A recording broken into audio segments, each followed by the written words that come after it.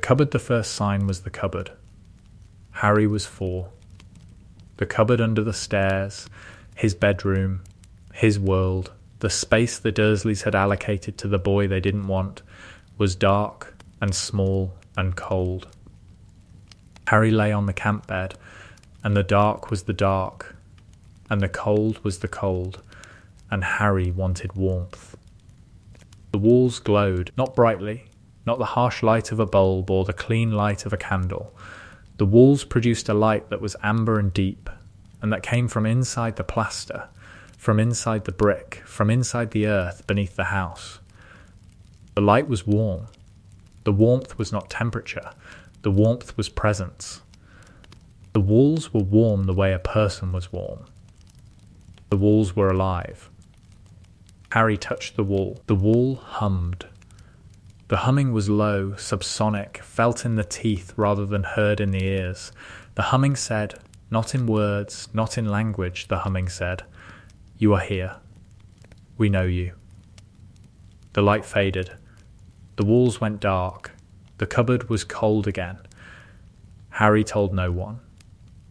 Harry at 4 had already learnt that telling the Dursleys about unusual things produced consequences, and the consequences were never good. But the walls remembered. Every night after, when Harry was in the cupboard and the dark was the dark and the cold was the cold, the walls glowed. Not always, not on command. When Harry needed warmth, the walls provided it. When Harry didn't need it, the walls were walls. The walls were responding to a need. The responding was not magic in the way that Hogwarts taught magic. Not a spell, not an incantation, not the directed application of will through an instrument.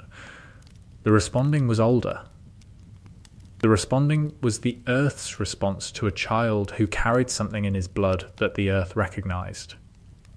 Ancient magic. The magic before wands, the magic before schools and ministries and the institutional framework that the wizarding world had built to contain and channel and control the wild, raw, primordial power that existed in the world's bones. Harry carried it, had always carried it, would carry it for the rest of his life. The carrying would define him, limit him, endanger him, and save him. The carrying would also nearly destroy him. Because ancient magic was not a tool. Ancient magic was a force. And forces did not serve the people who carried them. Forces used the people who carried them. But Harry didn't know that yet.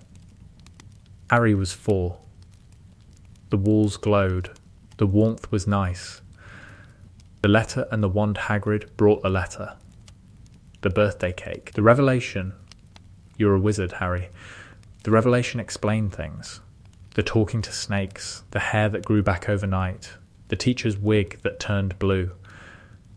The revelation did not explain the walls. The revelation did not explain the way the ground felt alive under Harry's feet when he walked in the garden, or the way water moved toward him when he was near it, or the way fire dimmed when he was angry and brightened when he was happy. The revelation explained the spells. The revelation did not explain the earth. Ollivander's was the first problem. Curious, Ollivander said. After the 7th wand. Very curious. What's curious? Harry said. Every wand you've tried has reacted, Ollivander said. Not rejected. Reacted? The wands are responding to something in your magical signature that is unusual. Unusual how? Harry said. Your magical signature is dense, Ollivander said. The typical wizarding signature is, think of it as a frequency, a clean frequency, a single note. Your signature is multiple frequencies. Overlapping, the wands are hearing several notes at once and they cannot. They cannot tune to you. So I can't use a wand, Harry said. You can use a wand, Ollivander said, but the wand will always be an imperfect fit. The wand channels your magic. Your magic has more channels than the wand can handle. Ollivander produced the Holly Wand, Phoenix Feather Core, the brother wand to Voldemort's. The wand chose Harry, chose him with the sparks and the warmth and the feeling of rightness that one selection produced. But the choosing was not clean. The sparks were erratic, the warmth was too warm. The feeling of rightness was accompanied by a feeling of strain, as though the wand was stretching to accommodate something larger than it was designed to hold. "It's the best match available," Ollivander said. "But I want you to understand, Mr. Potter, this wand will serve you. But this wand will also limit you. The magic you carry exceeds the wand's capacity." "Exceeds," Harry said. "You have more magic than the wand can channel," Ollivander said. "The excess will leak, manifest in ways you do not intend. The wand will handle the directed magic, the spells, the charms, the curricular magic that Hogwarts teaches. The excess will express itself differently." "Express itself how?" Harry said. "I don't know," Ollivander said. "No wizard I have fitted in 40 years has had a signature like yours. Your magic is old, older than wands." "Older than wands," Harry repeated. "Older than this shop," Ollivander said. "Older than Hogwarts." The magic is ancient, Mr. Potter. And ancient magic does not follow modern rules. Hogwarts. The Castle Wakes Up Harry arrived at Hogwarts on September 1st, and the castle responded. The response was not visible to other students. The response was not visible to most staff. The response was architectural. The castle's stones hummed when Harry walked on them. The staircases moved toward him rather than at random. The doors opened before he touched them. The walls glowed. The same amber, deep, subsonic glow that the cupboard walls had produced. The glow that said, "We know you." "The castle is behaving strangely," Filch told Dumbledore. In September, first week, the torches in the 7th floor corridor brighten when the Potter boy walks past. "The staircases are cooperative," Dumbledore said. "They go where he wants," Filch said. "Not where they're supposed to. The staircases have schedules. The schedules are being overridden." "By whom?" Dumbledore said. "By the castle," Filch said. "By the Professor Dumbledore, the castle is responding to the Potter boy." Dumbledore investigated. The investigation was private, conducted at night, in the corridors, with Harry asleep in Gryffindor Tower. Dumbledore walked the halls and felt the castle's magic, the magic that ran through the stones, through the wards, through the 1,000-year-old enchantments that the founders had woven into the building's foundations. The magic was awake. Not fully. The castle's magic had been dormant for centuries, operating at the maintenance level that kept the enchantments functional and the architecture stable. But Harry's presence had triggered something. A recognition. The castle's magic was responding to Harry's magic the way a sleeping person responded to a familiar voice, stirring, not yet awake, but moving toward wakefulness. "The castle recognizes him," Dumbledore told McGonagall. In his office, late September. "Recognizes whom?" McGonagall said. "Harry," Dumbledore said. "The castle, Hogwarts, was built on a nexus of ley lines. The nexus contains... The founders built the school here because the location contains a concentration of what the old texts call ancient magic, the primordial magic that predates wand work. Ancient magic is theoretical," McGonagall said. "Ancient magic is theoretical because nobody alive has possessed it," Dumbledore said. "The last documented carrier was Isidora Morganach in the 15th century. And you believe Harry... I believe Harry carries ancient magic," Dumbledore said. "The castle's response is consistent with the historical accounts of Morganach's presence at magical sites. The stones respond. The enchantments attune. The magic recognizes its own kind." "Its own kind," McGonagall said. "Harry's magic is the same magic that runs through the castle's foundations," Dumbledore said. "The ley line magic. The nexus magic. The magic that the founders tapped when they built the school. What does this mean for Harry? McGonagall said.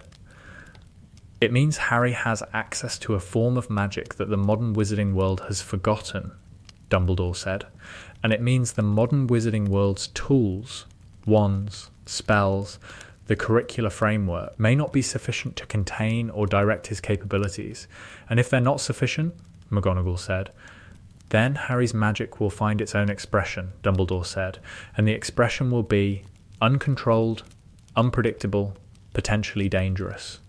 Dangerous to whom? McGonagall said. To everyone, Dumbledore said, including Harry. First year, what went wrong in class? Harry's first charms lesson demonstrated the problem. Flitwick asked the class to levitate feathers, Wingardium Leviosa. The standard first-year introduction to directed magic will plus wand plus incantation equals result. Harry cast. The feather levitated. The feather also set fire to itself, split into 3 pieces, reassembled, turned blue, began vibrating at a frequency that shattered Lavender Brown's ink bottle, and then exploded in a shower of sparks that singed Seamus Finnegan's eyebrows. That was, Flitwick said, looking at the space where the feather had been. That was? Mr. Potter, what did you do? I cast Wingardium Leviosa, Harry said. You cast Wingardium Leviosa and approximately 6 other spells simultaneously, Flitwick said, none of which were in the curriculum. I only cast 1 spell, Harry said. Your wand produced 1 spell, Flitwick said. Your magic produced more. The more was the problem. Harry's magic, the ancient magic, the excess that Ollivander had described, leaked through the wand alongside the intended spell. The leaking produced secondary effects, unintended transfigurations, spontaneous enchantments, the magical equivalent of a speaker producing static alongside the signal. The leaking happened in every class. In Transfiguration, Harry's matchstick to needle spell produced a needle that was correct, but that also magnetized every metal object in a 3-foot radius. In Potions, Harry's proximity caused cauldrons to heat unevenly. In Herbology, the plants grew faster when Harry handled them, faster and in directions that Sprout could not explain. He's disrupting the greenhouse, Sprout told Dumbledore. October, the mandrakes are maturing weeks ahead of schedule. The venomous tentacula extended 3 feet toward him during the lesson.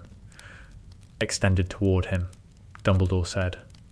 The tentacula reached for him, Sprout said. Plants do not reach for students.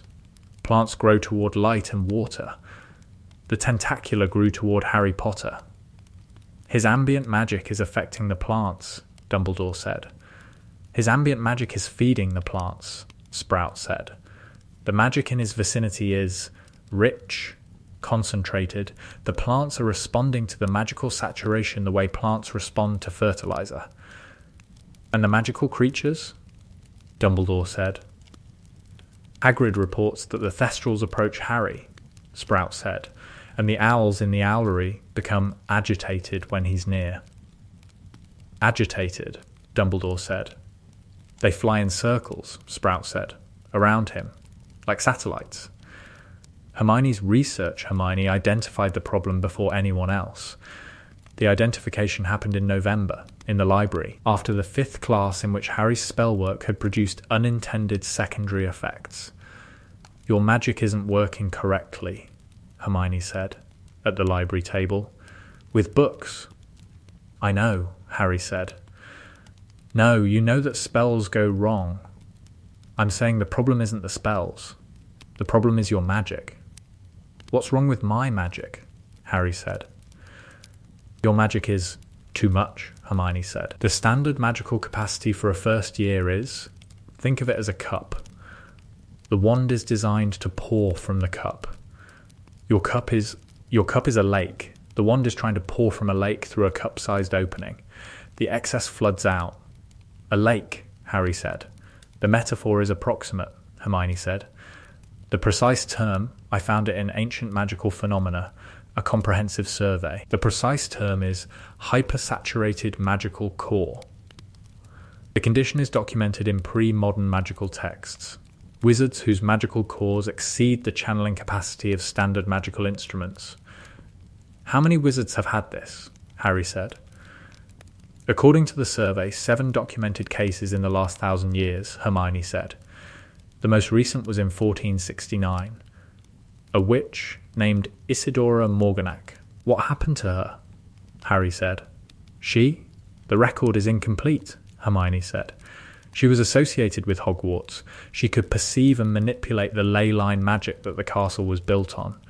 She could. The accounts describe her as being able to feel the magic in objects, in places, in other people.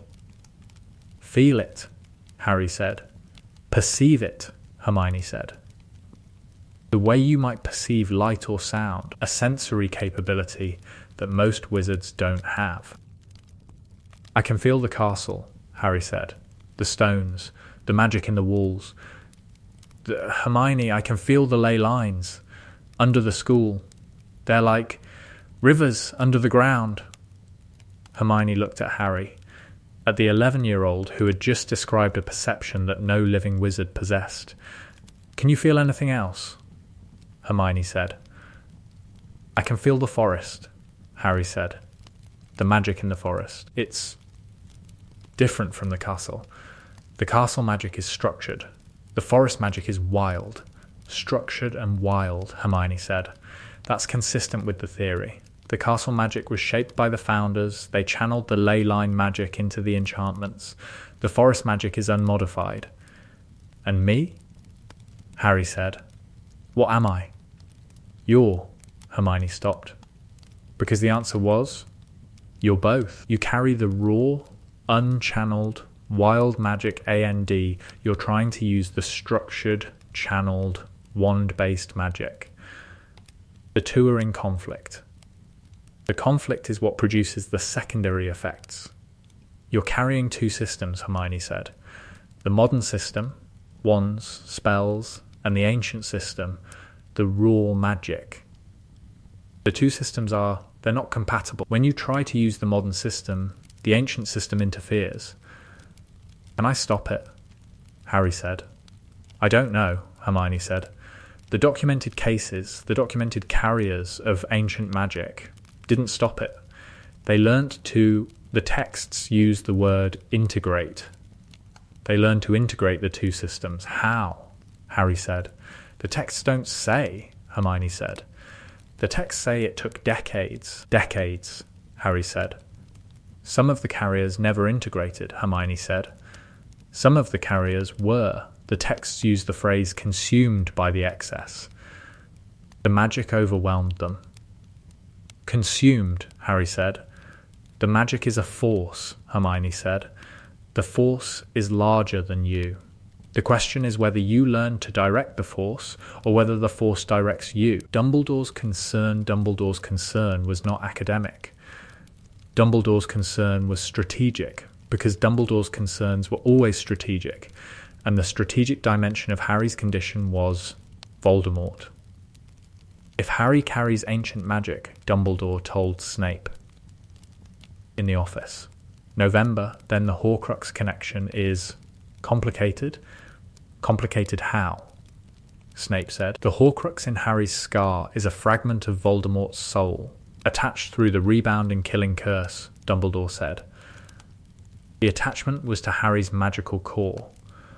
But if Harry's core is hypersaturated, if the core contains ancient magic alongside the standard magical capacity, then the Horcrux is attached to something larger than anticipated. The fragment is feeding on the ancient magic, Snape said. The fragment is surrounded by the ancient magic, Dumbledore said, like a pebble in a river. The river doesn't feed the pebble. The river wears the pebble away.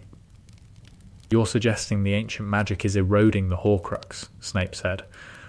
I'm suggesting the ancient magic may be incompatible with the Horcrux, Dumbledore said. Ancient magic is the primordial force. Horcruxes are the ultimate perversion of that force, the splitting of the soul through murder, the corruption of the natural order. If ancient magic is the natural order, then the ancient magic may reject the Horcrux the way the body rejects a foreign organ, Snape said. Precisely, Dumbledore said. And? If the rejection is violent? Snape said. If the rejection is violent, Dumbledore said, it may destroy the Horcrux. It may also destroy Harry. The margin between the two outcomes is uncertain, Dumbledore said. The margin is entirely uncertain. The Troll, what ancient magic does in A Crisis the Troll, was the first crisis that demonstrated what happened when Harry's ancient magic activated under stress. Halloween, the Troll in the bathroom. Hermione trapped. Harry and Ron running toward the danger because reporting the danger was slower than the danger's progress. Harry entered the bathroom. The Troll was there, 12 feet tall, club raised, Hermione against the wall. Harry drew his wand. Harry cast Wingardium Leviosa, the spell he'd been learning, the spell that levitated feathers and shattered ink bottles and produced unintended secondary effects. The spell hit the club. The club levitated. The secondary effects activated. The club did not just lift. The club disintegrated. The wood, ancient, iron-banded, the weapon of a mountain troll, turned to dust in the air. The dust fell in a column. The troll looked at its empty hand with the bewildered expression of a creature whose weapon had just ceased to exist. And then the floor cracked. Not metaphorically, the floor of the bathroom cracked. A fissure opened, running from Harry's feet toward the troll, the crack following a line that was, Harry could feel it, the crack was following a ley line. One of the magical rivers beneath the castle, responding to Harry's distress, channeling power through the castle's foundations toward the threat. The fissure opened beneath the troll. The troll fell, not far, 3 feet, into a gap that the floor produced, and that the floor closed around the troll's legs, trapping the creature in the stone. The troll was trapped. Immobilist, held by the castle's own structure, directed by magic that Harry had not intended and could not replicate. "What did you do?" Ron said. "I cast Wingardium Leviosa," Harry said, looking at the crack in the floor, at the dust of the club, at the troll waist-deep in stone. "I just cast the spell." "The spell doesn't do that," Ron said. "I know," Harry said. Hermione was looking at Harry with an expression that was equal parts gratitude and scientific fascination. "The ley line," Hermione said. "The crack follows a ley line. You channeled the castle's foundation magic through the floor." "I didn't channel anything," Harry said. The magic responded to the threat," Hermione said. "Your ambient magic triggered the castle's defensive architecture. The castle responded to your distress by mobilizing the ley line energy." "The castle protected us," Harry said.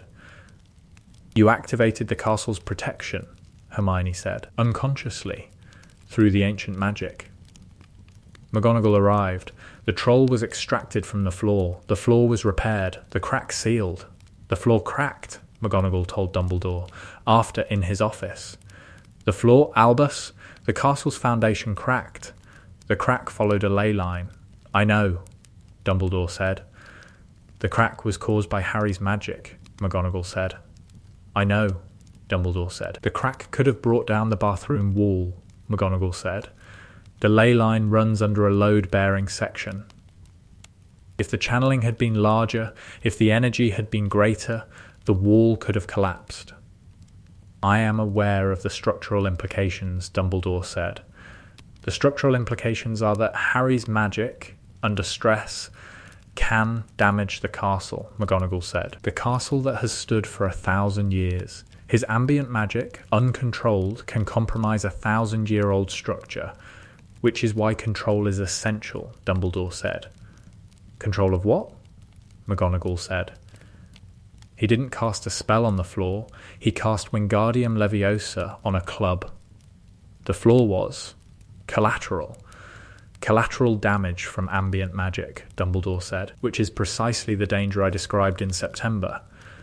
"You described the danger, and you enrolled him anyway," McGonagall said. "Where else would he go?" Dumbledore said. Hogwarts is the only place in Britain with sufficient magical infrastructure to contain his ambient output.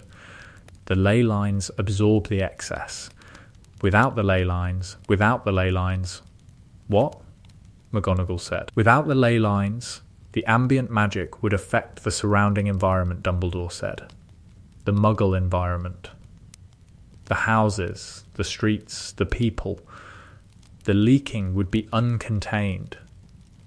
He's here because the castle is a containment device, McGonagall said. He's here because the castle is the only structure that can absorb what he produces, Dumbledore said. And because the castle is the only place where he might learn to control it. Might, McGonagall said. Might, Dumbledore confirmed.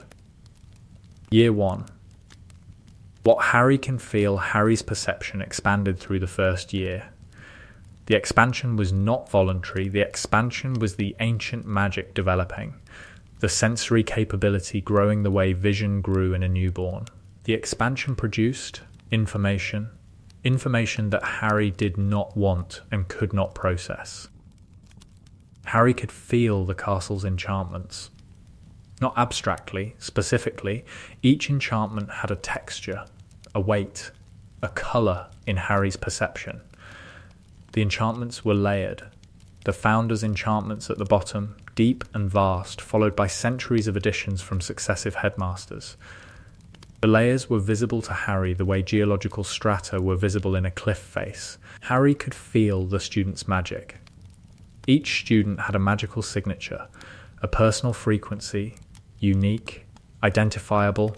Harry could feel the signatures the way a person felt heat, proximity-based, intensity variable, constantly present. Harry could feel the Forbidden Forest. The forest's magic was different from the castle's. Wild, old, not shaped by human hands. The forest magic was the magic of magical creatures, of ancient trees, of the ecosystem that had existed before the castle was built. The forest magic was hungry, not maliciously, the way a river was hungry, the way gravity was hungry. The magic wanted to flow, and anything in its path was carried. I can feel Snape, Harry told Ron. In the dormitory. October, I can feel his magic. When he walks past me in potions. What does Snape's magic feel like? Ron said. Dark, Harry said. Not evil. Dark the way deep water is dark. Heavy, compressed, like his magic has been, packed down. Controlled, extremely controlled. Harry, that's a bit creepy, Ron said. I know, Harry said. I can't turn it off. Can you feel mine? Ron said. Yours is warm, Harry said. Warm and scattered, like a fire that's spreading. Scattered, Ron said. I don't know if that's a compliment, it's a description, Harry said. Hermione's is sharp, focused, like a blade. You can feel everyone's magic, Ron said. I can feel everything's magic, Harry said. The castle, the forest, the lake, the students, the staff. Ron, it's constant. It never stops. I'm sitting in the dormitory right now and I can feel the enchantments in the walls, the magic in Neville's Remembrall, the wards on the tower, the ley line under the floor. That sounds exhausting, Harry said. I was going to say overwhelming, Ron said. Both, Harry said. It's both. The mirror of Erist showed Harry his parent, the same image, James and Lily, the family he'd never known. But the mirror also showed Harry something else, something that only Harry's ancient magic perception could detect. The mirror's enchantment. The enchantment was visible. To Harry's perception, the mirror's magic was a web of silver gold threads woven into the glass, pulsing with the specific resonance of a very old, very powerful magical artifact. The enchantment was beautiful. The enchantment was also wrong. The enchantment was designed to show the viewer their deepest desire. But the enchantment was not passive. The enchantment was active. The enchantment reached into the viewer's mind and pulled the desire to the surface. The pulling was invasive, The enchantment did not ask permission. The enchantment took. The mirror is dangerous, Harry told Dumbledore. In the office, after Dumbledore found him in front of the mirror for the third night. I told you it was dangerous, Dumbledore said. The danger of an obsessive desire, not that kind of dangerous, Harry said. The enchantment is, Professor, the enchantment reaches into your mind. It doesn't show you what you desire. It takes your desire. It extracts it. The extraction is, it's like someone opening a door in your head without asking. Dumbledore looked at Harry. At the 11-year-old who had just described the mirror's enchantment in terms that matched the technical analysis Dumbledore had produced after 40 years of studying the object. You can perceive the enchantment's mechanics, Dumbledore said. I can see it, Harry said. The threads. The web. The way the magic connects to the viewer's mind. It's legilimency. The mirror uses legilimency to extract the desire. That is, yes, Dumbledore said. The mirror's enchantment does include a legilimency component. The component is, I arrived at that conclusion after years of study. You arrived at it by looking. The looking is, I can't help it, Harry said. I see the magic in everything. The enchantments, the wards, everything. I can't turn it off. You see magic the way others see light, Dumbledore said. I see magic the way others see a crowd, Harry said. In a room, constantly pressing against me. That must be difficult, Dumbledore said. It's loud, Harry said. Everything is loud. Year 2. The Basilisk and the Ley Lines the Chamber of Secrets crisis revealed what ancient magic could do when the castle itself was threatened. Harry felt the Basilisk, not through Parseltongue, through the ancient magic. The Basilisk was a magical creature of enormous power, and the creature's movement through the castle's pipe system produced a disturbance that Harry perceived the way a seismologist perceived an earthquake, as a vibration in the substrate, a disturbance in the patterns. Something is moving in the castle, Harry told Dumbledore. October, something large, something magical. It moves through the plumbing, I think. I can feel it in the walls. Can you identify it? Dumbledore said. It's reptilian, Harry said. The magical signature is cold, old, predatory, and it's connected to the ley lines. The creature is drawing power from the castle's foundations. Drawing power, Dumbledore said. The creature is feeding on the ley line energy. The creature has been feeding for 1,000 years, Harry said. The creature is embedded. The creature is part of the castle's magical ecosystem. Removing it would destabilize the ley line network, Dumbledore said. Would destabilize the ley lines under the south wing, Harry said. The creature's den is under the south wing. The ley line that runs through that section has been modified by the creature's presence. The modification is structural. You're telling me that the basilisk is a load-bearing creature, Dumbledore said. I'm telling you that the basilisk's 1,000-year presence has become part of the castle's magical infrastructure, Harry said. Killing the basilisk might, Professor. Killing the basilisk might collapse the south wing. Might, Dumbledore said. The probability depends on how entangled the creature's magic is with the ley line, Harry said, and I can't assess that from up here. From up here, Dumbledore said, meaning you'd need to go down. Into the chamber, Harry said. Absolutely not, Dumbledore said. Harry went into the chamber anyway. Not because Harry disobeyed Dumbledore, because Ginny was taken, and the taking was urgent, and the urgency exceeded the prohibition. In the chamber, Harry encountered the basilisk. The encounter was different from the other timeline's encounter, because Harry could feel the creature's magic, could feel the 1,000-year-old predator's magical presence, could feel the entanglement with the ley lines, could feel the way the creature's life force was woven into the castle's foundations. You're part of the castle, Harry said, in Parseltongue. To the basilisk, the 60-foot serpent, yellow-eyed, ancient, the guardian of Slytherin's legacy. The basilisk responded. Not in Parseltongue, in the older language, the language that predated Parseltongue, the language that ancient magic understood. The basilisk's response was a feeling. The feeling was territory. The feeling said, "This is my place. This has been my place for 1,000 years. The stones know me. The ley lines know me." Harry understood. The basilisk was not a weapon, not a tool, not Slytherin's pet. The basilisk was a part of the castle, a 1,000-year resident whose presence had become structural. Harry killed the basilisk anyway. Because Ginny was dying, and the diary's influence was spreading, and the basilisk, however structurally important, was serving Voldemort's fragment. The killing produced consequences. The South Wing's ley line destabilized, not catastrophically, not the collapse Harry had feared, but a weakening. The enchantments in the South Wing flickered. The stairs stopped moving. The portraits went silent for 3 hours. "You were right," Dumbledore told Harry, "in the hospital wing." After, the basilisk's death destabilized the South Wing ley line. "Is it going to collapse?" Harry said. "I have reinforced the ley line with supplementary enchantments," Dumbledore said. "The reinforcement will hold, but the castle is weaker in that section. Because I killed a 1,000-year-old creature that was part of the Foundation," Harry said.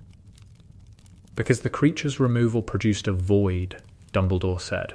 "A void in the magical infrastructure that must be filled." "Filled how?" Harry said. "That is the question I am working to answer," Dumbledore said. "And the answer may involve you." "Because my magic is the same kind as the ley lines," Harry said. "Because your magic may be capable of filling the void," Dumbledore said. "Because the void requires ancient magic to seal. And you are the only source of ancient magic currently available." "You want me to? Plug a hole in the castle with my magic," Harry said. "I want you to consider the possibility," Dumbledore said. "When you are ready." "When I'm ready," Harry said. "I'm 12. Readiness is not determined by age," Dumbledore said. "Readiness is determined by capability and willingness." "I'm willing," Harry said. "I'm not sure I'm capable." "Neither am I," Dumbledore said. "The uncertainty is part of the process. The physical cost the ancient magic was not free. The cost was physical." Harry's body, an 11-year-old body, a standard-issue human body designed for the standard-issue magical capacity that most wizards possessed, was conducting forces that the body was not designed to conduct.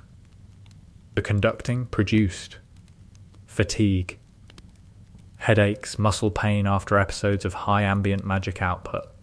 The cost accumulated, each use, each crisis, each episode of uncontrolled channeling left Harry physically depleted. "You're losing weight," Pomfrey said. October of second year, during a routine check that Dumbledore had made mandatory after the troll incident. "I'm fine," Harry said. "You are 7 pounds lighter than September's measurement," Pomfrey said. 7 pounds in 6 weeks. That is not fine. "I've been tired," Harry said. "Tired is a symptom," Pomfrey said. "The symptom of what?" "Of everything," Harry said. "The magic. The feeling everything." Madam Pomfrey, "the magic takes energy. When the castle's magic is active, when I'm feeling the ley lines and the enchantments and the creatures, it takes energy. From me." "The magic is metabolically costly," Pomfrey said. "Your body is powering a perception that it was not designed to power. Is that dangerous?" Harry said. "Long-term metabolic depletion is dangerous," Pomfrey said. "Short-term? The short-term is manageable. Caloric supplementation, rest, the reduction of magical exposure." "Reduction of magical exposure," Harry said. "I live in a castle full of magic." "I am aware of the irony," Pomfrey said. The physical cost was the first consequence.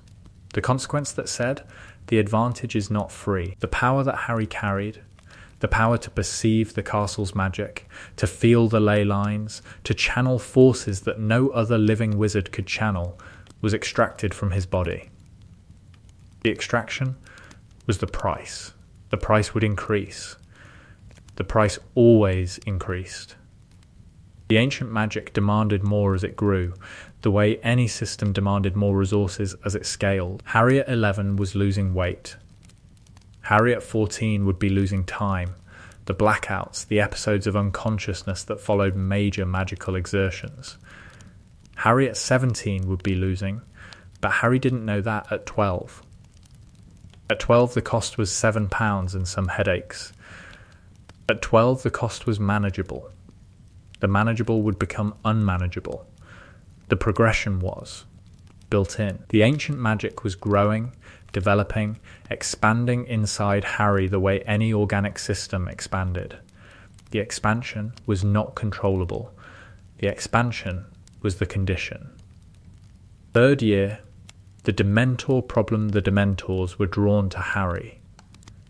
Not in the way Dementors were drawn to other people, not because of Harry's traumatic memories, not because of Lily's death, not because the Dementor fed on the specific frequency of Harry's grief. The Dementors were drawn to Harry because of the ancient magic. Ancient magic was life force, the primordial energy of existence itself. The Dementors fed on happiness, on warmth, on the positive emotions that life produced. Ancient magic was the concentrated form of the thing Dementors consumed. Raw, ambient, undiluted life force. Harry was, to the Dementors, a feast.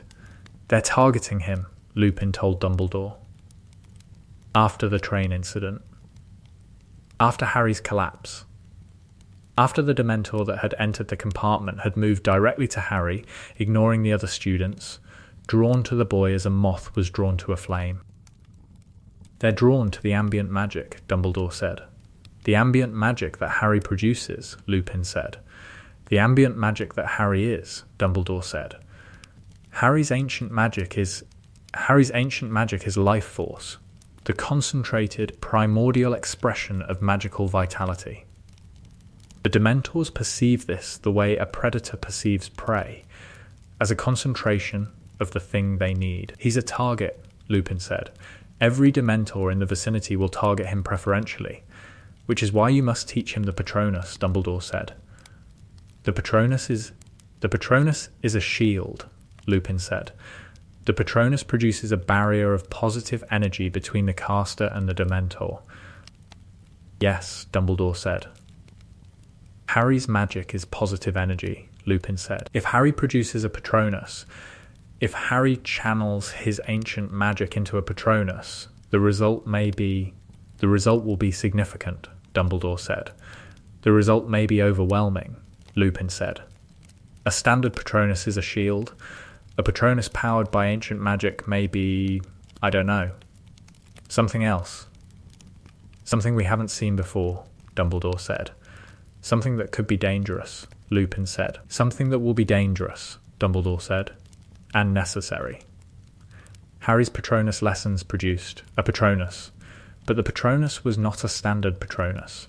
The Patronus was more, expecto Patronum. Harry cast, in Lupin's office, with the boggart Dementor in the chest. The stag appeared. The silver stag, prongs, the Patronus that Harry's love for his parents produced. The stag was normal for a second. The stag was a standard, corporeal, correctly formed Patronus. And then the ancient magic kicked in. The stag blazed. The silver light expanded, not gradually but explosively, the Patronus becoming brighter and larger and more. The stag grew to twice its normal size. The light intensified until the office was whited out, until Lupin could not see. Until the boggart Dementor in the chest was not just repelled but destroyed, the boggart annihilated by the concentrated positive energy. The boggart, Lupin said. After, when the light faded. When the office was visible again. When the Patronus had dimmed to the standard silver glow. The boggart is gone. I destroyed it, Harry said. The Patronus destroyed it, Lupin said. A Patronus should not be able to destroy a boggart. A Patronus is a shield. Shields defend. They don't destroy. My Patronus destroyed the boggart, Harry said.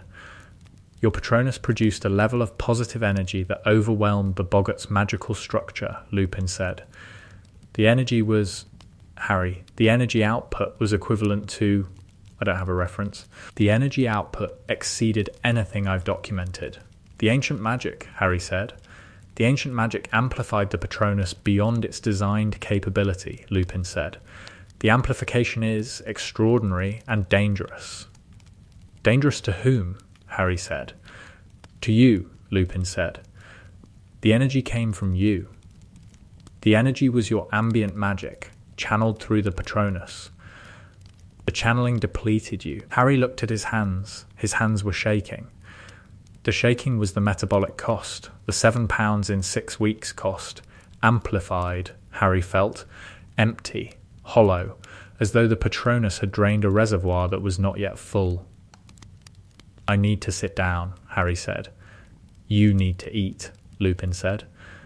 Immediately, chocolate, protein, calories. Harry ate chocolate. The eating was the replenishing, the body's attempt to refuel a system that had been catastrophically depleted by a single spell. The Patronus cost me. How much? Harry said. Based on your current physical state, Lupin said, the Patronus depleted approximately 2 to 3 days' worth of caloric energy in approximately 4 seconds. 2 to 3 days, Harry said. In 4 seconds, Lupin confirmed. The magic is metabolically expensive, Harry. The more powerful the output, the greater the cost. The greater the advantage, the greater the consequence, Harry said. Yes, Lupin said. Exactly. 4th year, the tournament, and the Dragon the Triwizard tournament was the event that demonstrated ancient magic's full capability to the wizarding world, and the event that made every government, institution, and Dark Lord aware that Harry Potter was not a normal wizard. The first task. The Hungarian Horntail. The arena. Harry entered the enclosure with a plan: summoning charm, firebolt, aerial approach. The plan was solid. The plan lasted approximately as long as plans lasted around ancient magic, until the magic decided otherwise. Harry drew his wand. Harry cast Accio Firebolt. The wand performed the spell correctly. The broom was summoned. And the ancient magic activated, not because Harry wanted it to, because the dragon's presence triggered it. The Horntail was a concentration of magical energy that Harry's perception registered as a bonfire registers on thermal imaging, massive, overwhelming, impossible to ignore. The dragon's magical signature flooded Harry's senses, and the flooding produced the response. The arena's stone floor cracked, not catastrophically, not the south wing level damage of the basilisk incident. A web of hairline fractures, spreading from Harry's feet, following the ley lines that ran beneath the Hogwarts grounds. The cracks glowed, the amber, deep glow that the cupboard walls had produced when Harry was 4. The glow that said, "We know you." The Horntail stopped, not because the cracks frightened her, because the ley line energy that Harry was unconsciously channeling produced a field. The field was warmth. Magical warmth. The warmth of the earth, of the stone, of the primordial magic that existed before dragons and before wizards, and that both dragons and wizards recognized at the deepest level of their being. The Horntail settled. The rage diminished. The maternal aggression, the driving force of a nesting mother defending her clutch, was not eliminated, but reduced. The reduction was the field's effect.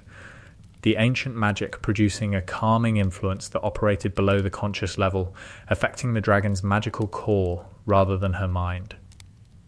Harry walked to the nest, took the golden egg, walked back. The crowd was silent. 40,000 people watching a 14-year-old boy walk through a dragon's territory on a floor that was glowing with magic that nobody could identify. "What did he do?" Bagman said. "He activated the ley lines," Dumbledore said, "from the judges' seats." Unconsciously, the ley line energy produced a pacification field. A pacification field, Bagman said, an ambient magical effect that reduces aggression in magical creatures within the field's radius, Dumbledore said. He calmed a dragon with the floor, Bagman said. He channeled primordial earth magic through the arena's geological substrate to produce an involuntary emotional modification in a 40-foot apex predator, Dumbledore said. Yes, give him full marks, Bagman said. The marks are the least of our concerns, Dumbledore said. The Ministry's response to the first task was immediate. The Potter boy demonstrated an unclassified magical capability during the Tri-Wizard tournament, the report said. Filed by Pruitt from the Dragon Research Bureau. The capability, designated ley line channeling in preliminary assessment, represents a strategic asset of the highest classification. Strategic asset, Fudge read, in his office. What does that mean? It means the boy can use the ground as a weapon, Pruitt said. The ground, Fudge said. The magical energy beneath the ground, Pruitt said. The ley lines. The primordial magical network that runs beneath the Earth's surface. The boy can access the network and channel its energy. Channel it how? Fudge said. Unconsciously, at present, Pruitt said. The channeling during the first task was involuntary, triggered by stress and proximity to a high-energy magical creature. The boy's control is minimal. Minimal, Fudge said. So he can't aim it.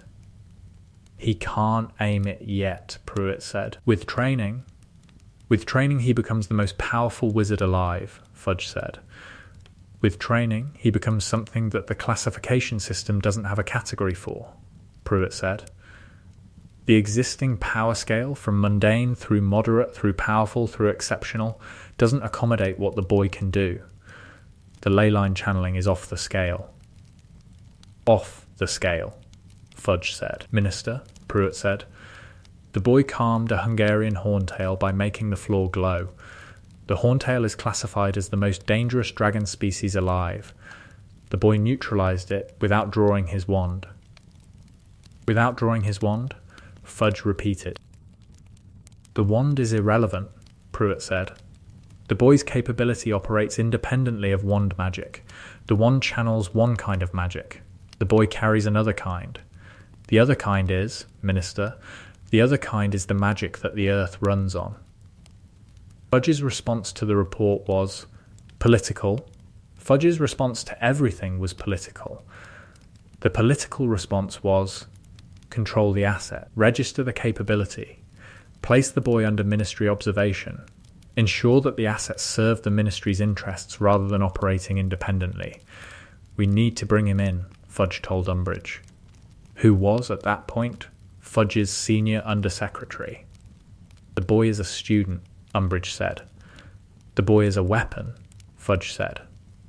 The boy is a student who is also a weapon, Umbridge said. The student can be managed through educational channels. The weapon can be managed through legal channels. Legal channels, Fudge said. The Regulation of Unclassified Magical Abilities Act, Umbridge said. Section 12. Any wizard or witch demonstrating a magical capability not recognized by the Ministry's classification system may be required to register the capability and submit to periodic assessment. Does that act exist? Fudge said. It will, Umbridge said. By next Thursday. The act was drafted. The act was fast-tracked through the Wizengamot. The act required Harry Potter, specifically Harry Potter, though the act was worded generally, to register his unclassified magical capability and submit to Ministry assessment. They're trying to register me, Harry told Dumbledore. January, 5th year. They are trying to control what they cannot understand, Dumbledore said. Can they make me register? Harry said. The act is legally questionable, Dumbledore said. The act was drafted specifically to target you, which makes it vulnerable to legal challenge. So, we challenge it, Harry said. We delay it, Dumbledore said. The challenge takes time. The delay serves us. And in the meantime, Harry said, in the meantime, you do not demonstrate the capability in public, Dumbledore said. Every public demonstration provides the Ministry with evidence. Evidence strengthens the act. So I hide it, Harry said. You manage it, Dumbledore said. The distinction between hiding and managing is... the distinction is control. Hiding is passive. Managing is active. I don't have control, Harry said. The first task, I didn't choose to activate the ley lines. The magic activated because the dragon was there. Then the management is avoiding situations where the magic activates involuntarily, Dumbledore said. Avoiding dragons, Harry said, and trolls, and basilisks, and dementors, and every other high-energy magical thing that exists. Avoiding triggers, Dumbledore said, until you learn to control the response. And when do I learn to control the response? Harry said. When you are ready, Dumbledore said. When am I ready? Harry said. When the magic tells you, Dumbledore said. That's not helpful, Harry said. Ancient magic does not operate on helpful timelines, Dumbledore said. 5th year. The physical deterioration, the ancient magic's physical cost increased in 5th year. Harry's weight dropped. Harry's sleep deteriorated. The ambient perception, the constant awareness of every magical signature in the castle, made sleep difficult because sleep required the perception to dim, and the perception did not dim voluntarily. He's not sleeping, Hermione told Ron. In the common room. November, he says he's fine, Ron said. He's lost 12 pounds since September, Hermione said. 12 pounds. His skin is... Ron, look at his hands. Ron looked. Harry's hands, visible across the common room where Harry was sitting by the fire pretending to read, were thin. The thinness was not normal adolescent thinness. The thinness was metabolic, the thinness of a body that was consuming more energy than it was taking in. He's burning, Hermione said. The ancient magic is, his body is, the fuel. The magic runs on his metabolic reserves. The constant perception, the ambient output, the... Can we stop it? Ron said. I don't know how to stop it, Hermione said. The research is, the documented cases, the 7 cases in 1,000 years, 3 of them died young. Metabolic failure. The magic consumed them. Consumed them, Ron said. The magic grew faster than the body could sustain, Hermione said. The body couldn't keep up with the energy demands. The carriers, the texts used the phrase burned from within. Harry is burning from within, Ron said. Harry is. Ron, Harry might be dying. The sentence produced silence. The Ron silence, which was different from the Hermione silence and the Harry silence. The Ron silence was the silence of a person who had just heard something terrible and who was processing the terrible through the emotional system rather than the analytical one. Does Harry know? Ron said. I don't know what Harry knows, Hermione said. I know what I've read. I know what I can see. I know that he's losing weight and he's not sleeping, and his hands are, then we tell him. Ron said. We tell him that the magic inside him might kill him, Hermione said. We tell him what we know, Ron said. Because he's our friend, and friends don't watch friends die without saying something. That's... Hermione stopped. Because Ron was right. Ron was often right about the simple things, the human things, the things that didn't require research but required decency. They told Harry in the dormitory. At midnight. With the curtains drawn and the privacy secured, and the conversation conducted in whispers because the conversation was about mortality, and mortality was a topic that required whispers. I know, Harry said. You know? Hermione said. I can feel it, Harry said. The magic, it's growing, inside me, and the growing takes energy. And the energy comes from me, from my body. How long have you known? Hermione said. Since 3rd year, Harry said. Since the Patronus. The Patronus drained me. 3 days' energy in 4 seconds. That's when I understood. The magic is bigger than my body. And my body is the fuel. And you didn't tell us? Hermione said. What would you have done? Harry said. Research? You've researched. The research says 3 of the 7 documented carriers died. I've read the same books. You could have worried, Harry said. You're worrying now. The worrying doesn't change the physics. The physics, Hermione said. Harry, this isn't physics. This is your life. My life is the magic, Harry said. The magic isn't something I have. The magic is something I am. I can't separate the magic from the body because the magic is the body. The ancient magic runs through my blood, through my bones, through everything. Then, how do we fix it? Ron said. I don't know if it can be fixed, Harry said. The 3 carriers who died, they couldn't fix it. The 4 carriers who survived, the texts don't say how they survived. The texts don't say, Hermione repeated. The texts don't say because the texts were written by people who didn't understand the mechanism. The mechanism, Harry said. The mechanism of the metabolic cost, Hermione said. The cost exists because your body is powering the magic. If we could find an alternative power source, if the magic could draw on something other than your body, the ley lines, Harry said. The magic can draw on the ley lines. The ley lines are under the castle, Hermione said. You can't spend your entire life at Hogwarts. I can when I'm at Hogwarts, Harry said. When I'm at Hogwarts, the ley lines supplement. The cost is lower here. And when you're not at Hogwarts, Hermione said. When I'm not at Hogwarts, Harry said, I burn. 6th year. The ley line integration Dumbledore proposed the integration in 6th year. The proposal was the culmination of 5 years of research, 5 years of monitoring, 5 years of watching Harry's body deteriorate under the ancient magic's demands. The castle has a void, Dumbledore said. In the south wing.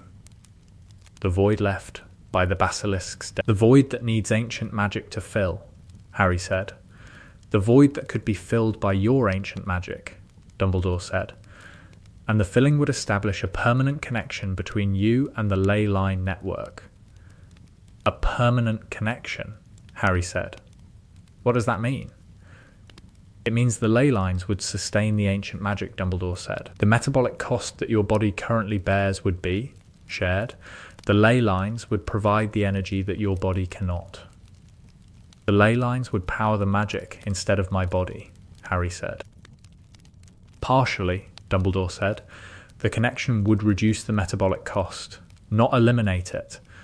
Reduce by how much? Harry said. I don't know, Dumbledore said. The integration has never been done. The theory is sound. The practice is unknown. You want me to plug myself into the castle's foundations based on a theory, Harry said. I want you to consider a procedure that may extend your life based on a theory that is the best available option, Dumbledore said. What if the procedure fails? Harry said. If the procedure fails, the worst case is no change, Dumbledore said. Your condition continues as it is. And the best case? Harry said. The best case is that the ley line connection sustains the ancient magic indefinitely, Dumbledore said. That your body is no longer the sole fuel source, that the metabolic cost becomes manageable. Manageable, Harry said. Survivable, Dumbledore said. The integration happened in March, in the south wing, in the void that the basilisk's death had created, in the absence that needed ancient magic to fill. Harry stood in the corridor that had been weakened, the corridor where the enchantments had flickered since the basilisk's death. Harry stood on the crack, the hairline fracture in the floor that marked the ley line's path. Focus on the line, Dumbledore said, standing behind him, with Snape and Flitwick and McGonagall. Harry focused. The focusing was not wand magic, not incantation, not the directed application of will through an instrument. The focusing was the ancient magic responding to the ley line, the recognition of like by like, the connection between the magic in Harry's blood and the magic in the earth. The connection established. The connection felt like water finding its level. The magic in Harry and the magic in the ley line meeting and equalizing. The pressure differential between the two systems resolving through the contact point. The South Wing's enchantment stabilized. The flickering stopped. The stairs began moving again. The portraits resumed their conversations. And Harry felt lighter, the constant weight, the metabolic drain, the burning, the body as fuel cost of carrying ancient magic, diminished. Not disappeared, diminished. The ley line was sharing the load. "How do you feel?" Dumbledore said. "Less," Harry said. "Less what?" Dumbledore said. "Less everything," Harry said. "Less tired, less heavy, less consumed. The connection is holding," Flitwick said. "Reading the instruments.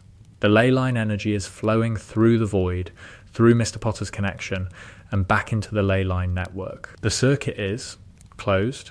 Harry is part of the circuit," Dumbledore said. "Harry is the circuit," Flitwick said. "The void was a break in the ley line network. Harry's ancient magic has bridged the break. The energy flows through him. The flowing sustains him." "I'm a bridge," Harry said. "You're a nexus point," Flitwick said. "A human nexus point. Like the castle itself, the castle is built on a nexus. UARE a nexus. A human nexus point for the ley line network," Harry said. "That's... Professor, that's not a thing." "It is now," Flitwick said. "I can't help that," Harry said. "You can help it by sitting elsewhere," Snape said. "I was assigned this seat," Harry said. "You were reassigned," Snape said, "to the far corner, where your phenomenon is less likely to contaminate my ingredients." Harry was moved to the far corner of the potions classroom. The far corner became Harry's permanent seat. The permanence was the first of many accommodations that the school would make for a condition that nobody fully understood. "He put you in the corner," Ron said, "after class. The corner is actually better," Harry said. "The corner is farther from the ingredient cupboard. The interference is reduced. You're not a Wi-Fi router," Ron said. "And then?" At Hermione's confused look. "Muggle thing. My dad told me about them. They produce fields, like Harry." "I am not a Wi-Fi router," Harry said. "You produce a field that affects your surroundings," Ron said. "That's a router. That's a wizard," Harry said. "That's a wizard who contaminates potions ingredients by existing," Ron said. "Which is... Harry, I'm sorry, but it's a bit funny." "It's hilarious," Harry said. "I'm laughing on the inside. You're sulking on the outside," Ron said. "Sulking and laughing are compatible," Harry said. Year 2, the Forest Walk in second year, Harry entered the Forbidden Forest for the first time deliberately. The entry was not for detention. Harry entered because the forest's magic called him. The calling was literal. The ancient magic in the forest produced a resonance with the ancient magic in Harry, and the resonance felt, in Harry's perception, like a summons. Not a command, an invitation. The forest was inviting Harry to enter because the forest recognized Harry the way the castle recognized Harry, as a carrier of something old. Harry entered at midnight, in November, alone, without telling Ron or Hermione because telling them would produce objections, and the objections would prevent the entering, and the entering felt necessary. The forest was dark. The forest was also illuminated, not by light, by magic. Harry's perception showed the forest's magical structure, the ley lines running beneath the roots, the ambient magic saturating the soil, the magical signatures of the creatures that lived in the dark. The signatures were varied: centaurs, acromantulas, thestrals, and something else. something deep in the forest, something large and old, and awake, Harry followed the ley line. The line led deeper, past the Acromantula colony, past the Centaur territory, past the boundary where the groundskeeper's knowledge ended and the forest's own governance began. The large, old thing was a tree. Not a normal tree, an oak. The oak was enormous, trunk wider than a house, branches spanning 50 feet in every direction. The oak was old. Harry's perception estimated the magical age at approximately 2,000 years. The oak was a nexus, a natural nexus, not constructed like the castle, but organic. The ley lines converged beneath the oak the way they converged beneath the Great Hall. The convergence produced a concentration of ancient magic that was. Harry had felt the castle's nexus. The oak's nexus was different. The castle's nexus was channeled, structured, shaped by the founder's enchantments. The oak's nexus was wild. Harry touched the oak. The touching was the first time Harry had made physical contact with a wild nexus point. The contact produced a flood. The ancient magic in the oak and the ancient magic in Harry connected. The connection was overwhelming, not painful, overwhelming the way a view from a mountain was overwhelming. The perception expanded. Harry's awareness, which had been limited to the Hogwarts campus and its immediate ley line connections, expanded to the forest. The entire forest. Every creature, every plant, every ley line, every nexus point in the Forbidden Forest became visible in Harry's perception simultaneously. Harry saw the forest's magical architecture. The architecture was old. Older than the castle. The forest had been a magical site before the Founders arrived. The Founders had built the castle at the edge of the forest because the forest's ley line network provided the magical energy that the castle's enchantments required. The castle was the forest's offspring. The castle drew on the forest's magic the way a child drew on a parent's resources. The castle is a parasite, Harry said. To the tree. To the forest. To nobody. The forest did not respond in words. The forest responded in feeling. The feeling was, the castle is not a parasite. The castle is a structure. The structure draws on the network. The drawing is natural. The drawing is how the network is used. The network is supposed to be used, Harry said. The feeling confirmed the network was supposed to be used. The ley lines were not just paths of energy. The ley lines were infrastructure. Magical infrastructure, designed to support magical activity. The castle's enchantments, the forest's ecology, the magical creatures' habitats. All of these were supported by the ley line network. All of these were intended uses. And me? Harry said. Am I an intended use? The forest's response was, the carriers are the tenders. The carriers maintain the network. The carriers are the interface between the earth and the magic. The carriers are necessary, Harry said. The response confirmed, necessary, not valued, not loved. Necessary. The carriers were the mechanism by which the ley line network remained functional. Without carriers, the network degraded. Without carriers, the magic diminished. Without carriers, the Earth's magical infrastructure failed the way any infrastructure failed without maintenance. I'm maintenance, Harry said. The response confirmed maintenance. The most important kind. The kind that nobody noticed until it stopped. Harry left the forest at dawn. He returned to the castle. He did not tell Ron or Hermione about the oak for 3 years, because the oak was private. The oak was the place where Harry's relationship with the ancient magic stopped being a condition and started being a purpose. The purpose was maintenance, tending, the care of the invisible infrastructure, the work that nobody noticed until it stopped. Year 4. Between tasks, between the first and second tasks, Harry experienced the ancient magic's most disorienting effect, the perception of time. The ley line network carried not just energy, the network carried information. The information was the magical history of every location the network connected. The ley lines recorded. The recording was passive. The ley lines absorbed the magical events that occurred in their vicinity the way stone absorbed heat. The absorption was persistent. The recordings lasted centuries. Harry, connected to the network, could access the recordings. I saw the founders, Harry told Dumbledore. January, 5th year. After an episode at the South Wing convergence point. Saw them how? Dumbledore said. I was standing at the convergence, the South Wing point, and I felt the ley line showed me something. An image. Not a memory, not like the pensieve. An impression. The founders, 4 people, standing at the nexus point. 1,000 years ago, building the castle. The ley line showed you the founding of Hogwarts, Dumbledore said. The ley line showed me the enchanting of Hogwarts, Harry said. The 4 of them, they were channeling. Together into the ley lines.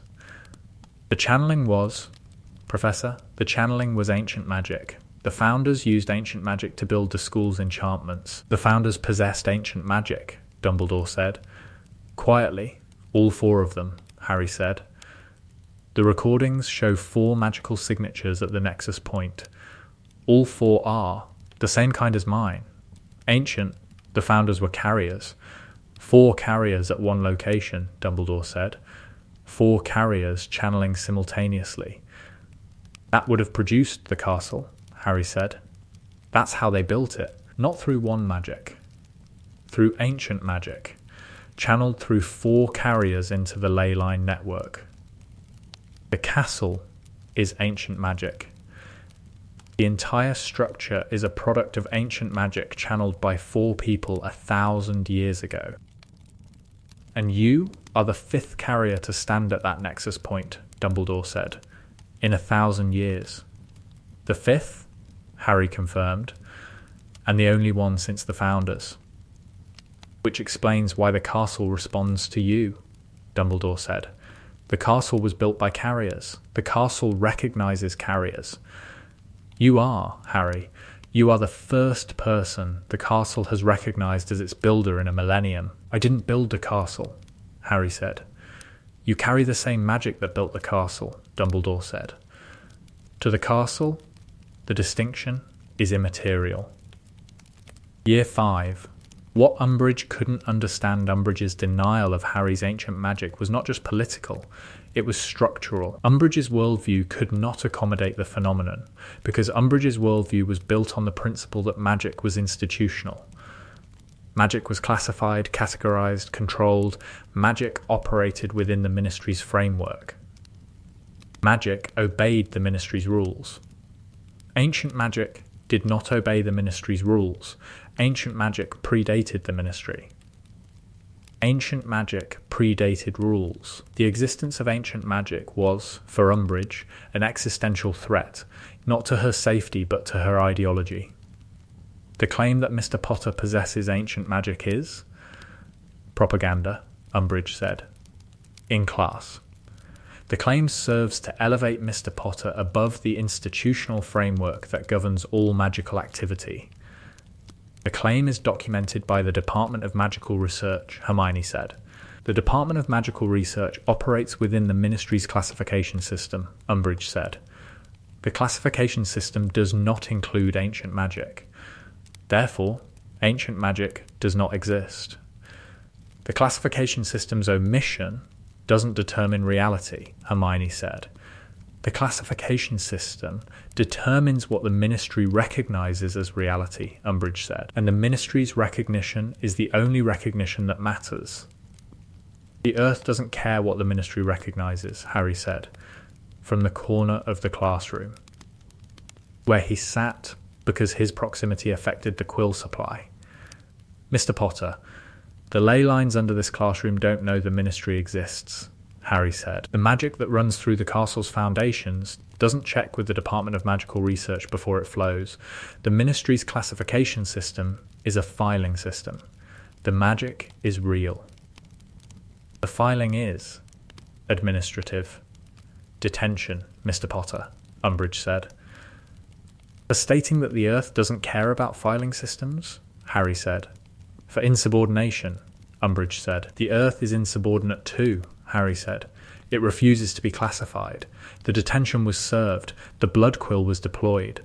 The words, "I must not tell lies about unclassified magic," were carved into Harry's hand. The blood that the quill drew was different. The blood glowed.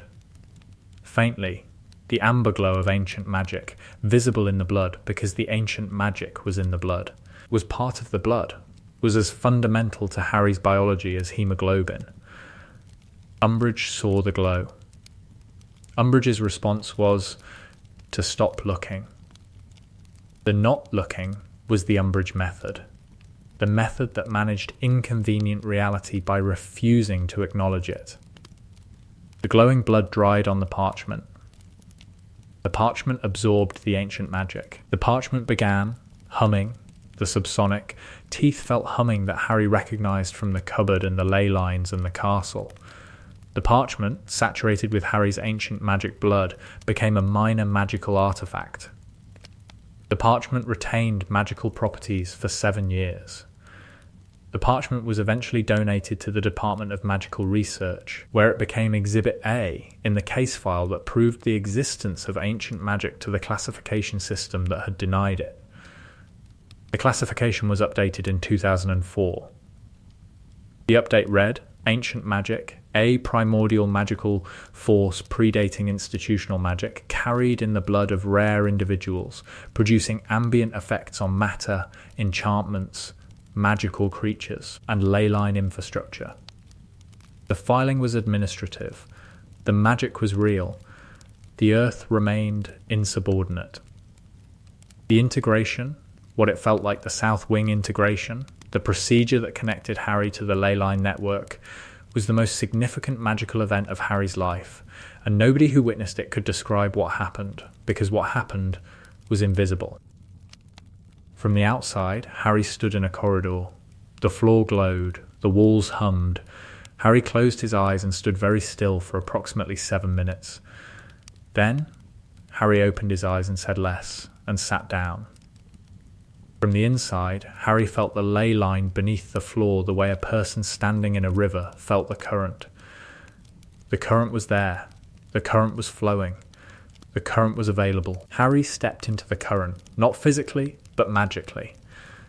The stepping was the integration, the moment when Harry's ancient magic and the ley line's ancient magic recognized each other and connected and began flowing together. The flowing was relief.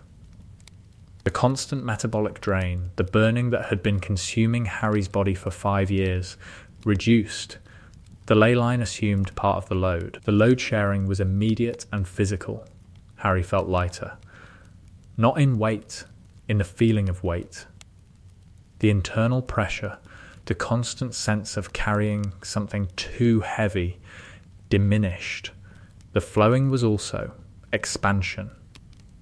Harry's perception, which had been limited to the castle and its immediate vicinity, expanded through the ley line network. The expansion was like, Harry later described it to Hermione as putting on glasses for the first time. The world that had been blurry became clear.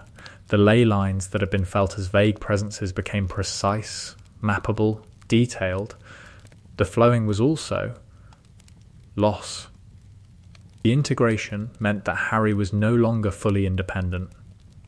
Harry was part of a system. The system sustained him, but the system also constrained him.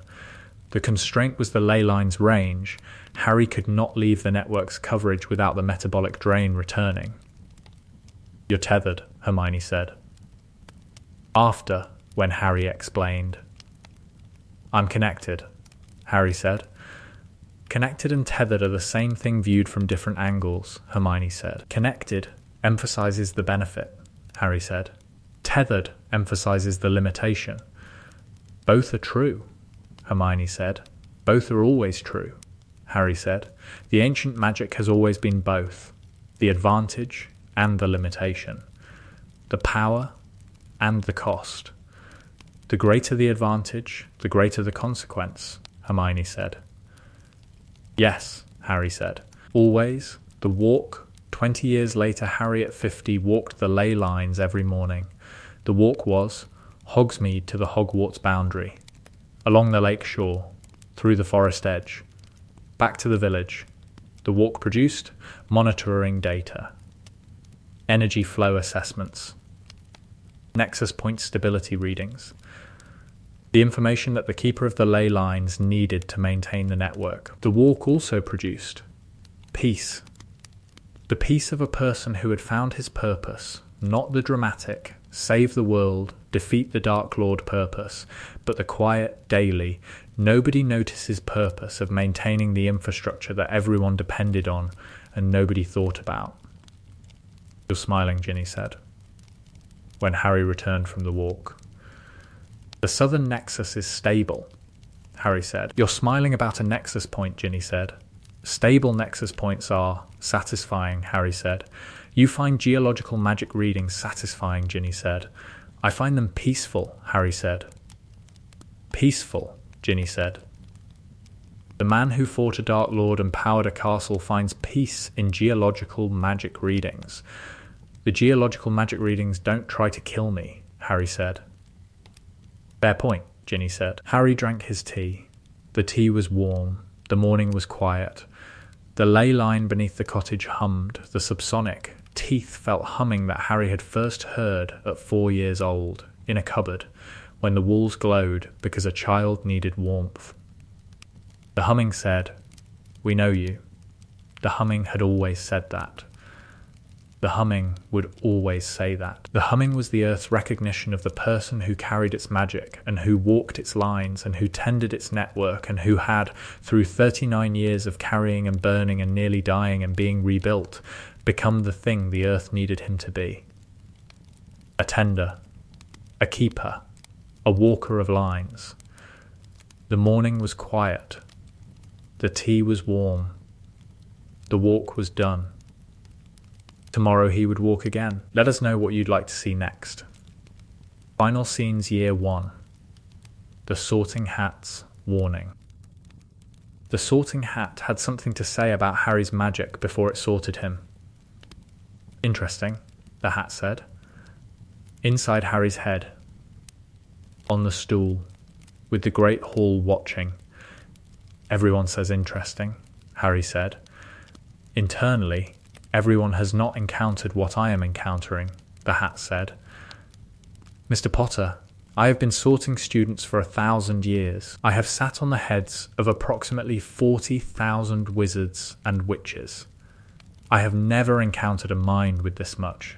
Traffic, Harry said. Your magical signature is layered, the hat said. There is the standard signature, the wand-compatible magic that Hogwarts teaches. And beneath it there is something else, something deeper, something that I have not felt since. Since what? Harry said. Since the Founders, the hat said. The Founders had this. All 4 of them. The magic beneath the magic. The old magic. I was made by the Founders. I carry their imprint. I recognize what you carry because I was made by people who carried it. What is it? Harry said. I don't have a modern word for it, the hat said. The Founders called it the Source, the magic before wands, the magic before schools, the magic that the Earth produces and that certain people carry. I carry the Source, Harry said. You carry the Source, and the Source is, Mr. Potter. The Source is awake. In the Founders, the Source was controlled, directed, channeled, used with precision. In you, the Source is new, undirected. The Source does not know what it is yet. The Source doesn't know what it is, Harry said. Neither do I. Then you have something in common with it, the hat said. Which is possibly the point. Gryffindor. The hat shouted the last word. The sorting was done. Harry went to the table. But the hat's words stayed. The source. The magic before wands. The magic that the founders had carried. And that the founders had used to build the castle. And that Harry was now carrying without the founders' training or the founders' control or the founders' understanding of what the carrying meant. The word source was better than ancient magic. The word source was what Harry used, privately, for the rest of his life. The word said, this is where it comes from. This is what produces the ley lines and the nexus points and the magic that runs through the earth. This is the origin. The origin was in his blood. The origin was his condition. The origin was his life. Year 3, Ron and the Weight Ron confronted Harry about the weight loss in 3rd year. The confrontation was, Ron, you're not eating, Ron said, in the dormitory. At night. I'm eating, Harry said. You're eating half of what you ate last year, Ron said. I notice these things because I eat. I eat a lot. I am an expert in eating. And you are not eating enough. I'm fine, Ron. You are not fine, Ron said. Your robes are loose. Your robes were fitted in September. It is December and your robes are loose. Robes stretch, Harry said. Robes do not stretch, Ron said. Bodies shrink. Your body is shrinking. Ron, don't Ron me, Ron said. Don't give me the I'm fine and the robes stretch and the... Harry, I can see your collarbones. I could not see your collarbones in September.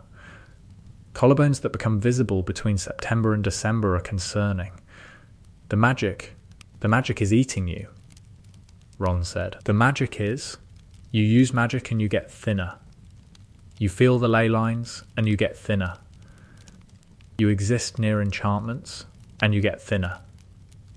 The magic has a metabolic cost. I don't know what metabolic means, Ron said. I know what thin means. You are too thin. Hermione says the same thing using longer words, Ron said. I'm saying it using shorter words because short words are clear. You are too thin, Harry looked at Ron. At the friend who did not understand the ancient magic's theory but who understood the ancient magic's effects, who had watched his friend lose weight for 2 years and who was now refusing to accept the loss. I know, Harry said. Then, eat, Ron said. Eating doesn't. Eating is the minimum, Ron said. Eating is. Harry, my mum's solution to everything is food. I know food doesn't fix everything. But food is the start. You eat, and the eating gives your body something to work with, and the something is better than nothing. Ron, Harry said. The magic takes more than food can replace. Then food replaces what food can replace, Ron said, and we figure out the rest. We, Harry said. We, Ron confirmed. You, me, Hermione, the 3 of us. We figure it out. Don't tell me what I don't have to do, Ron said. You're my friend. You're thin. I am going to feed you until you are less thin. The feeding is non-negotiable. Ron fed Harry. Every meal, Ron ensured that Harry's plate was full and that the plate was emptied. The ensuring was not subtle. Ron placed food on Harry's plate with the determination of a person whose mother had solved every problem through caloric intervention and who was deploying the maternal methodology with the conviction that the methodology was correct. The feeding helped. Not enough. The metabolic deficit exceeded what food could address. But the feeding helped because the feeding was someone caring, someone paying attention, someone refusing to accept the deterioration and responding with the only tool available. You're feeding him like he's a baby bird, Hermione said. Watching Ron place a 3rd helping of shepherd's pie on Harry's plate. Baby birds need feeding, Ron said. Harry needs feeding. The analogy is correct. The analogy is sweet, Hermione said. The analogy is practical, Ron said. It's both, Harry said. Eating the shepherd's pie. Year 6. Snape and the Channels Snape examined Harry's damaged channels after the leyline integration. The examination was clinical, Snape's approach to everything was clinical, and the clinical approach was, in this context, appropriate because the examination required precision, and Snape was nothing if not precise. The scarring is extensive, Snape said, looking at Harry's forearms, at the lightning pattern marks that followed the magical conduit pathways. The scarring is consistent with repeated high-energy channeling through pathways designed for standard magical output. I know what the scarring is consistent with, Harry said. Then you know that further high-energy channeling through these pathways will produce failure, Snape said. The pathways are operating at approximately 40% of their original capacity. 40%, Harry said. The leyline integration compensates, Snape said. The external channeling through the castle's infrastructure bypasses the internal pathways. But if the external connection is interrupted, if you are separated from the leyline network, your internal capacity is 40%. If I leave Hogwarts, I'm at 40%, Harry said. If you leave the leyline network, you are at 40%, Snape corrected. The network extends beyond Hogwarts. But the network has gaps, areas without leyline coverage. What happens at 40%? Harry said. At 40% your wand magic functions normally, Snape said. The standard magical output, spells, charms, the curricular magic, operates within the 40%. The ancient magic, the ambient output, the perception, the leyline interaction, requires more than 40%. So without the ley lines, the ancient magic doesn't work, Harry said. Without the ley lines, the ancient magic draws on your body, Snape said. As it did before the integration. The drawing would be accelerated, because the pathways are scarred. Accelerated, Harry said. The scarring creates resistance, Snape said. Resistance produces friction. Friction produces heat. The heat, in magical terms, is cellular damage. The channels burn, Harry said. The channels burn, Snape confirmed. Rapidly, at 40% capacity with scarred pathways, a full-power ancient magic activation would produce, I estimate, irreversible channel failure within minutes. Minutes, Harry said. After which the magic would flow through the tissue directly, Snape said, without channels to contain it. And that would, burning from within, Snape said. The historical phrase. The carrier consumed by the magic. How many minutes? Harry said. I estimate 3 to 5, Snape said. Based on the scarring density and the estimated flow rate, 3 to 5 minutes at full power without leyline support, Harry said. 3 to 5 minutes before the magic destroys you, Snape confirmed. The interval is tight. Tight is a word for it, Harry said. Fatal is another word, Snape said. The accuracy of the word depends on whether you're inside the interval or outside it. The battle, 3 minutes in the Battle of Hogwarts, Harry channeled the castle's defence through the leyline network for 2 hours. The 2 hours were sustained by the network, the external channeling, the castle's infrastructure, the system that the integration had provided. Then, Voldemort broke the wards. Voldemort, with the Elder Wand and the Horcrux's remaining power, shattered the castle's primary ward structure. The shattering disrupted the leyline network. The disruption severed Harry's external channeling. Harry dropped to 40%. The internal channels, the scarred pathways, the 3 to 5 minute window. The connection is broken, Hermione said, in the Great Hall, watching Harry stagger. How long? Ron said. 3 to 5 minutes, Hermione said. 3 minutes before what? Ron said. 3 minutes before the ancient magic burns through his channels, Hermione said. 3 minutes before the burning from within, Ron said. Because Ron had been present for every conversation about the ancient magic's cost, and because Ron, despite his own claims about not understanding the theory, understood the consequences perfectly, Harry had 3 minutes. 3 minutes of ancient magic without ley line support. 3 minutes of the raw, unchanneled, body as fuel power that had been his condition since he was 4. 3 minutes to walk into the forest. 3 minutes to face Voldemort. 3 minutes to die and destroy the Horcrux and come back. The walking took 90 seconds. The forest, the clearing, the confrontation, Voldemort, the Elder Wand, the killing curse. The remaining 90 seconds were the dying and the returning. The ancient magic flowing out of Harry's body through the destroyed channels, through the failing pathways, through the burning, and the earth catching it. The ley lines beneath the forest catching the magic the way a river caught rain. The magic returning to its source, and the source sending it back. Because the source recognized its carrier. Because the earth needed its nexus point. Because the ley line network, which had sustained Harry for a year, refused to let the connection sever. Harry came back. The channels were rebuilt, not by Pomfrey, not by Snape, not by any human agency, by the ley line network. The network repaired the channels the way it repaired ley line damage, through the slow geological earth-deep process of magical reconstruction. The repair was not instant. The repair took months. But the repair began in the forest, in the 90 seconds between dying and returning.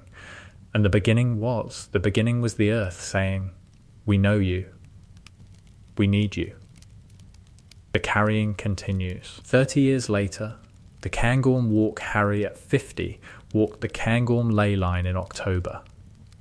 The Cairngorm ley line was one of the oldest in Britain, a line that ran from the Orkney Nexus through the Scottish Highlands, through Hogwarts, and south to the Stonehenge complex. The line was the backbone of the British ley line network, and the backbone required annual inspection. The inspection was walking. Harry walked the line from Inverness to Hogwarts, 3 days of walking, following the ley line's path through mountains and valleys, and the specific windswept Scottish landscape that McGonagall would have called character building, and that Harry called cold. The walking produced data. The line was stable. The nexus points were functional. The energy flows were within normal parameters. The inspection was routine, and the routine was the point. The routine said, the network is maintained. The network is tended. The invisible infrastructure that magical Britain depends on is working because someone walks it. The walking also produced quiet. The Cairngorm ley line, running through uninhabited mountains, was the quietest line in the network. No castle enchantments, no human magical signatures, no ambient noise. Just the ley line's hum, and the wind, and the walking. Harry walked, and the ley line hummed beneath his feet. The humming was the humming from the cupboard, the humming from the castle, the humming from the forest and the oak and the south wing, and every place where the earth's ancient magic had recognized the person walking on it. The recognition was home, not the cottage in Hogsmeade, not the castle at Hogwarts. The recognition was home in the way that the earth was home, the elemental, primordial, existed before everything sense of belonging that the ancient magic provided. The belonging that said, you are part of this. The ley lines, the nexus points, the magic in the earth, you are part of all of it. You have always been part of all of it. Since the cupboard, since the walls glowed, since the warmth. Harry walked, the mountains were old, the ley line hummed, the carrying continued, the carrying was the condition was the life. The life was Harry at 50, walking a ley line through the Scottish Highlands, monitoring the invisible infrastructure, tending the network, feeling the earth's recognition with every step. The walls had glowed when he was 4. The earth hummed when he was 50. The same magic, the same recognition. We know you. We have always known you. The walking was enough. The tending was enough. The carrying, the lifelong, body-shaping, scar-producing, nearly fatal carrying of something larger than a person was enough. The morning was cold. The mountains were old. The ley line was warm beneath his feet.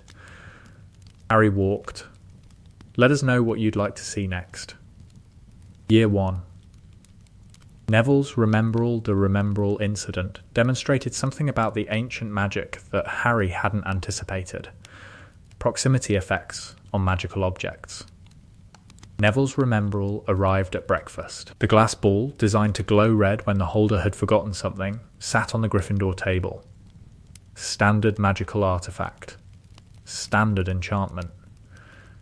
Harry sat down next to Neville. The Remembrall, which had been glowing a normal, mild red, flared. The red deepened to crimson. Then the crimson shifted to amber. Then the amber pulsed, the same pulse rhythm as the ley lines, the same frequency as the cupboard walls. Your Remembrall is doing something weird, Ron said. It's not supposed to do that, Neville said, holding the ball at arm's length. The amber light was warm, tangibly warm, the glass heating in Neville's hand. Let me see, Hermione said. She took the Remembrall from Neville. The amber faded. The red returned. Standard. Hermione handed the Remembrall to Harry. The amber returned, brighter, warmer. The Remembrall was responding to Harry's proximity. The ancient magic in Harry's ambient field was interacting with the Remembrall's enchantment. It's resonating, Hermione said.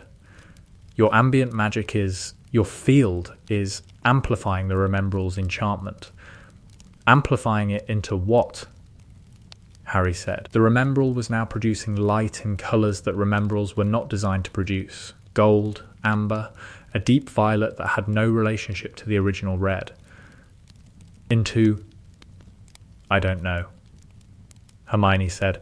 The enchantment is being modified by your field. The modification is producing effects that the enchantment wasn't designed for. What's it remembering? Ron said, looking at the violet light. I don't think it's remembering, Hermione said. I think it's feeling. Harry's field is giving it access to magical information that a Remembrall doesn't normally perceive. A Remembrall that feels things, Ron said. That's unsettling. The Remembrall is not sentient, Hermione said.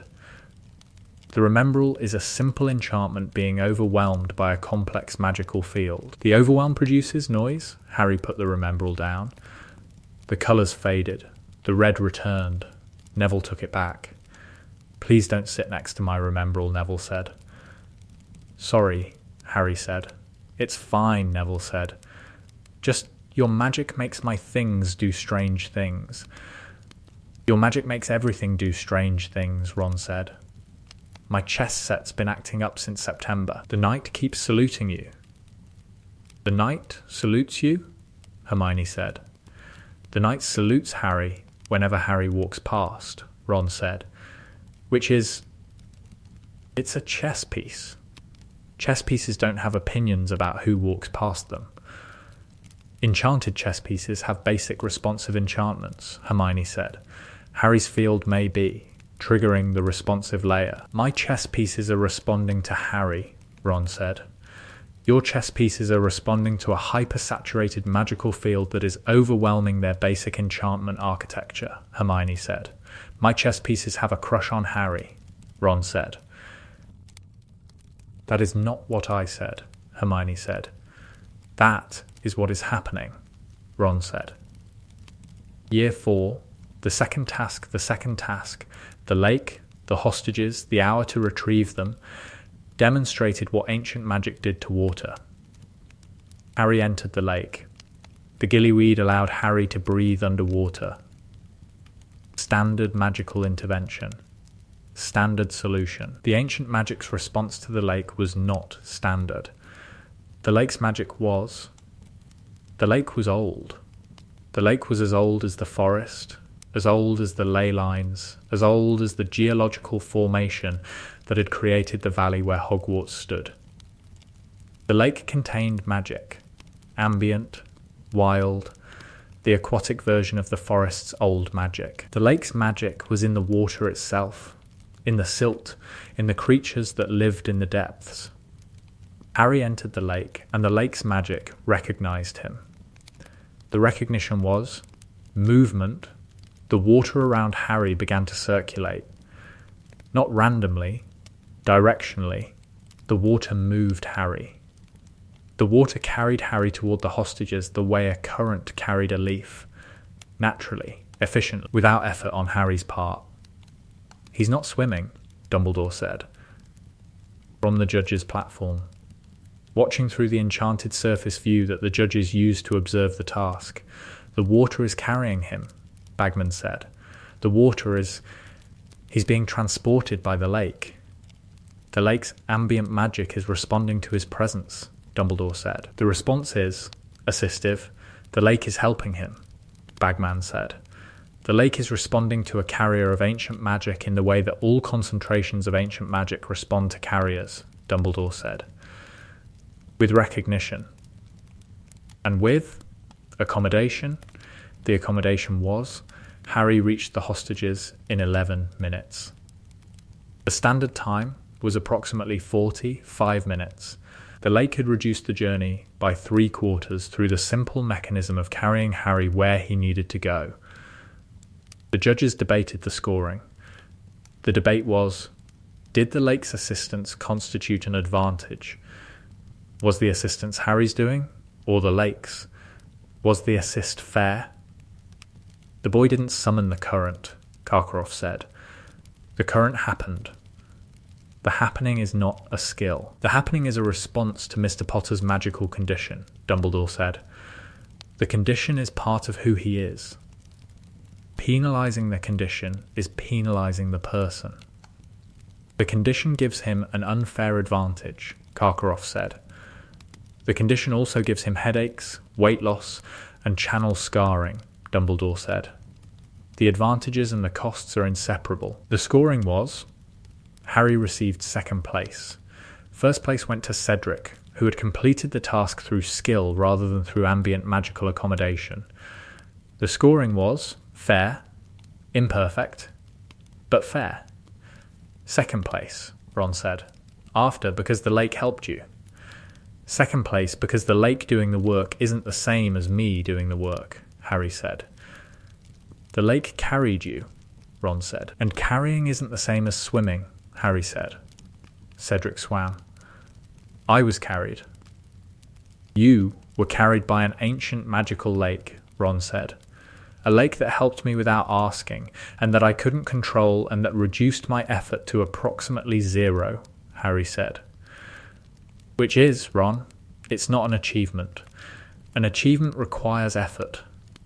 The lake removed the effort. That's a very principled position for someone who just placed second in a tournament," Ron said.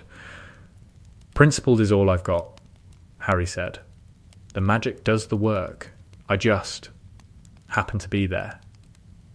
Year 6, the map Harry discovered in 6th year, that the Marauders map responded to the ancient magic in ways that the map's creators had not intended.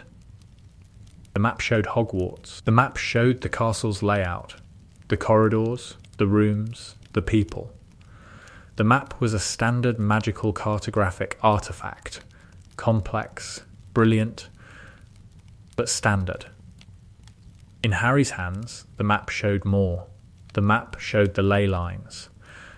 The ley lines appeared as golden threads beneath the castle's floor plan, the network visible, mapped, the infrastructure that the map's standard enchantment had been built on top of but had never been designed to display. "The map is showing me things it doesn't show other people," Harry told Hermione. "What things?" Hermione said. "The ley lines," Harry said. "The nexus points, the convergence zones." Hermione, "the map is showing me the castle's magical infrastructure. The map's enchantment is interacting with your perception," Hermione said. Your ambient field is modifying the map's output, adding layers that the standard enchantment doesn't include. The map is customizing itself for me, Harry said. The map's enchantment is responding to your magical signature, Hermione said. The way the Remembrall responded, the way the chess pieces responded. Your field modifies nearby enchantments. I'm a magical modifier, Harry said. You're a walking software update, Hermione said. A what? Harry said. A Muggle reference, Hermione said. The point is, every magical object in your vicinity is being influenced by your field. The influence modifies the object's function. The modification is sometimes useful, the map showing ley lines, and sometimes problematic, the Remembrall turning violet, Harry said. The sneaker scope in Filch's office that goes off every time you walk past his door, Hermione said. That's why Filch hates me, Harry said. That's one reason Filch hates you, Hermione said. The others are, many. The map's leyline display became one of Harry's most valuable tools. The display allowed Harry to monitor the leyline network from inside the castle, to observe the energy flows, to identify disruptions, to track the corruption nodes that indicated Horcrux locations. The map is a control panel now, Ron said, looking at the modified display. The map is a monitoring system, Harry said. The map was a prank tool, Ron said. Your dad and his friends made it to sneak around the castle.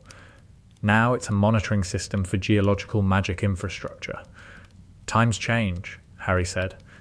Your dad would be confused, Ron said. My dad would be proud, Harry said, and confused. I'm probably a bit annoyed that I'm using his prank tool for infrastructure management. Infrastructure management using a prank tool, Ron said. That is the most Harry Potter sentence ever spoken. Post-war, the children Harry and Ginny's children grew up in Hogsmeade, within the leyline network's range, in the cottage that was close enough to Hogwarts for the castle's nexus to sustain Harry's connection. The children, James, Albus, Lily, were not carriers. The ancient magic was not inherited. The magic was, the research indicated, stochastic, random. The magic appeared in individuals without regard to lineage, without pattern, without the genetic predictability that other magical traits followed. They're normal, Harry told Ginny, when the children's magical assessments came back. They're standard, Ginny corrected. Normal is a word that devalues everyone. Standard means they fall within the expected parameters. Standard is good, Harry said. Standard is excellent, Ginny said. Standard means they won't lose weight because their magic is eating them. Standard means they won't have to be plugged into a castle, Harry said. Standard means they can leave, Ginny said. They can go anywhere. They can live anywhere. They don't have to be tethered. Connected, Harry corrected. Tethered, Ginny said. From my angle, it's tethered. I love you, and I love the cottage, and I love the walking and the ley lines, but the tethering is the limitation I chose. You chose it, Harry said. I chose you, Ginny said. The tethering came with you. The tethering it's the cost, and I accepted the cost. Do you regret? I regret nothing about you, Ginny said. I occasionally regret the geography. The geography, Harry said. Scotland, Ginny said. It rains. Scotland is beautiful, Harry said. Scotland is wet, Ginny said. Scotland is wet, and my husband can't leave Scotland because Scotland contains the ley line that keeps him alive. I can leave Scotland, Harry said, for short periods. Your definition of short periods is 3 hours before the headaches start, Ginny said. 3 hours is a holiday, Harry said. 3 hours is a lunch, Ginny said. The children grew up with the limitation that their father could not travel freely, could not holiday abroad, could not attend events outside the ley line network's range without the metabolic cost resuming.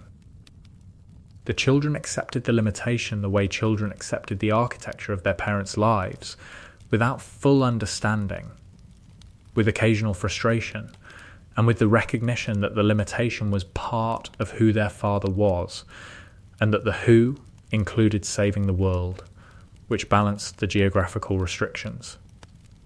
Dad can't come to the World Cup, James said. At 11, to his friends. Why not? His friends said. Because Dad's magic requires him to stay near Scotland, James said. That's weird, his friends said. My dad saved the world by plugging himself into a castle, James said. Everything about my dad is weird. The last morning Harry at 55. The cottage. The morning. The tea was warm. The ley line was humming. The morning was routine. The walk would happen after breakfast. The monitoring would produce data. The data would say the network is stable. The stability would be sufficient. Ginny was across the table, reading the prophet. The reading was the morning's other routine, the reading and the tea and the sitting and the quiet. You're staring, Ginny said, without looking up. I'm looking, Harry said. At what? At this, Harry said. The table, the tea, the morning. The morning is a morning, Ginny said. The morning is the thing I almost didn't have, Harry said. The burning, the channels, the forest, I almost didn't have mornings. You have mornings, Ginny said. I have mornings because the earth decided I was worth keeping, Harry said. The earth has excellent judgment, Ginny said. The earth has practical judgment, Harry said. The earth kept me because the earth needs a nexus point. The earth kept you because you're lovable, Ginny said. Even geological magic infrastructure can tell. Geological magic infrastructure doesn't have opinions about lovability, Harry said. Then the geological magic infrastructure is wrong, Ginny said, and turned the page of the prophet, and drank her tea. And the morning continued. Harry finished his tea. He went outside. He began the walk, Hogsmeade to the Hogwarts boundary, along the lake shore, through the forest edge. The walk that he had done 10,000 times. The walk that maintained the network, that tended the infrastructure, that kept the invisible systems running. The ley line hummed beneath his feet. The humming was warm. The humming was recognition. We know you. We have always known you. Harry walked. The earth hummed. The morning was cold, and the ley line was warm, and the walking was the work, and the work was the life, and the life was enough. The carrying continued. The consequences of integration, the integration, saved Harry's life. The integration also changed Harry's relationship with magic in ways that nobody anticipated. Consequence 1, Harry could feel the ley line network. Not just the Hogwarts ley lines, the network. The entire British ley line network, extending from Hogwarts to Stonehenge to Glastonbury to the Orkney Nexus. The network was vast. The network was the nervous system of magical Britain, and Harry was, through the South Wing connection, plugged into it. I can feel Stonehenge, Harry told Hermione. April, in the library. You can feel Stonehenge from Scotland, Hermione said. Through the ley lines, Harry said. The lines connect. Hogwarts to the southern nexus. The southern nexus to Stonehenge. Stonehenge too, Hermione. I can feel all of it. All of what? Hermione said. All of magical Britain, Harry said. The ley lines, the nexus points, the magical saturation levels across the entire country. I can feel where the magic is concentrated and where it's thin. I can feel Hogwarts as a node, London as a node, the Forest of Dean as a wild node. You have a map, Hermione said, a magical map of Britain. In your head. I have awareness, Harry said. The awareness is, it's too much. The information is constant. Consequence 2, Harry's wand magic improved. The ley line connection stabilized Harry's magical core. The excess that had produced the secondary effects in classes was now channeled through the ley line network, rather than leaking through the wand. The spells were cleaner. The secondary effects diminished. His transfiguration is significantly improved, McGonagall noted. In a staff meeting. May, the ley line connection has stabilized his channeling, Dumbledore said. His potions are also improving, Snape said. Grudgingly, the cauldron disturbance has ceased. The ambient magic that was causing the disturbance is now flowing through the ley lines rather than radiating from his body, Dumbledore said. The boy is functional, Snape said, for the first time in 5 years. The boy is connected to the magical infrastructure of Britain, Dumbledore said. The functionality is a side effect. Consequence 3. Voldemort. Voldemort's Horcruxes were hidden at magical sites. The locket in a cave. The cup in a Gringotts vault. The diadem at Hogwarts. The Horcruxes were hidden at locations with high ambient magic because the ambient magic sustained the Horcruxes' enchantments. Harry, connected to the ley line network, could feel the Horcruxes. There's something wrong at the cave, Harry told Dumbledore. June, 6th year. The cave on the coast, the one with the lake. There's the ley line that runs through it is corrupted. Corrupted, Dumbledore said. The energy flowing through the ley line at that point is dark. Wrong. The corruption is concentrated in a single object. An object in the cave, Dumbledore said. A Horcrux, Harry said. The corruption feels like the Horcrux in my scar. The same frequency. The same wrongness. You can detect Horcruxes through the ley line network, Dumbledore said. I can detect magical corruption through the ley line network, Harry said. The Horcruxes are corruption concentrated in objects. The objects are visible in the network, the way infections are visible in a body. How many can you detect? Dumbledore said. Harry was quiet. The quiet was the sensing. The extension of his perception through the network, across Britain, feeling for the specific frequency of soul fragment corruption. 3, Harry said. 3 concentrations of corruption. The cave. London, underground, deep underground, in a vault. And here at Hogwarts. 3 Horcruxes, Dumbledore said, located through the ley line network, plus the one in my scar, Harry said, which I've always been able to feel. 4 of the 7, Dumbledore said. The ring has been destroyed, the diary has been destroyed.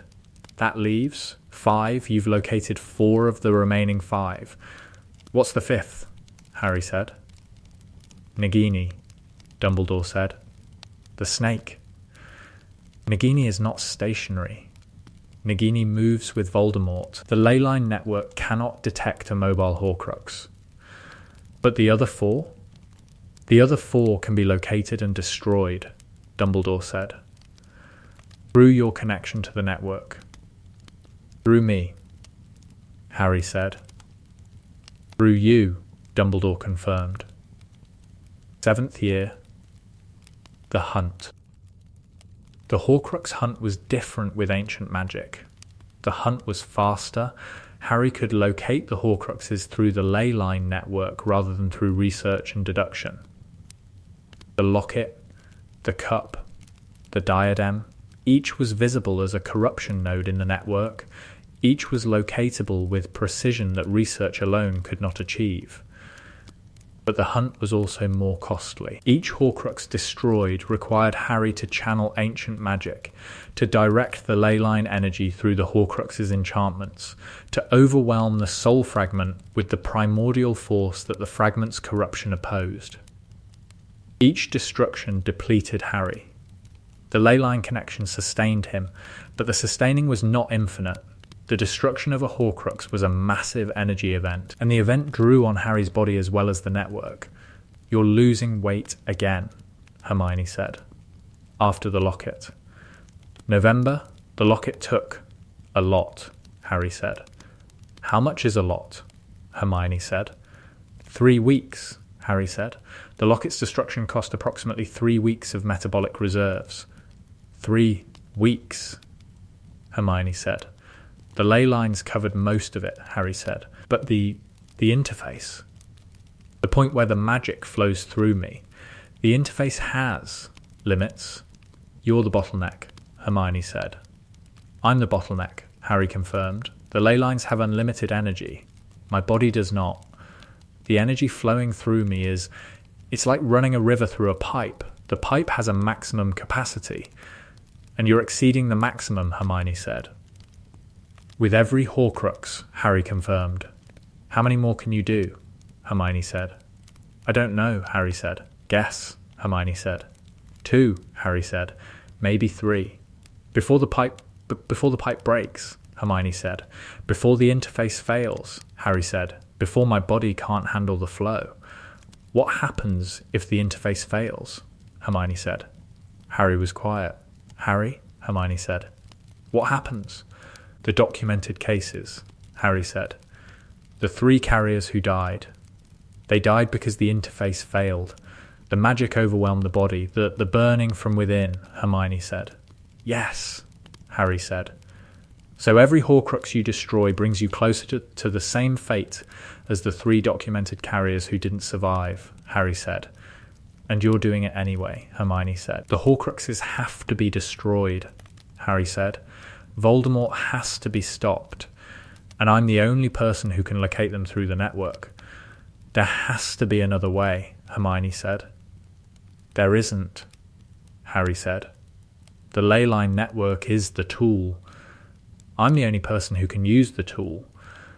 The tool is damaging the user. But the tool is the only one available. That's not acceptable, Hermione said. Acceptable and necessary are different things, Harry said. The battle, the castle's defense, the Battle of Hogwarts. May 2nd. Harry's role in the battle was the role that no other wizard could play, the nexus point, the bridge between the ley line network and the castle's defensive enchantments. When the Death Eaters attacked, Harry activated the castle. Not the suits of armour, McGonagall handled those. Not the wards, Flitwick handled those. Harry activated the castle's foundation. The ley line energy beneath the school, the primordial magic that the founders had built the castle to tap, the raw, ancient power that had been dormant for centuries and that Harry's integration had awakened. The castle defended itself. The walls reinforced, the stones drawing on ley line energy, becoming harder, more resistant. The corridors shifted, not randomly as they normally did, but strategically, closing pathways to the attackers and opening pathways for the defenders. The ground itself responded. The courtyard's surface became treacherous for the Death Eaters, soft and yielding, while remaining solid for the defenders. The castle is fighting, Tonks shouted, during the battle. In the corridor, where the walls had just closed behind a group of Death Eaters, trapping them. Harry is fighting, Lupin said. Beside her, Harry is using the castle. The castle is the weapon, Tonks said. Harry is the weapon, Lupin said. The castle is the instrument. Harry stood in the Great Hall, in the centre. At the point where the ley lines converged, the nexus point beneath the school, the point where the founders had driven the first stone. Harry stood at the nexus and channeled. The channeling was visible. The air around Harry glowed.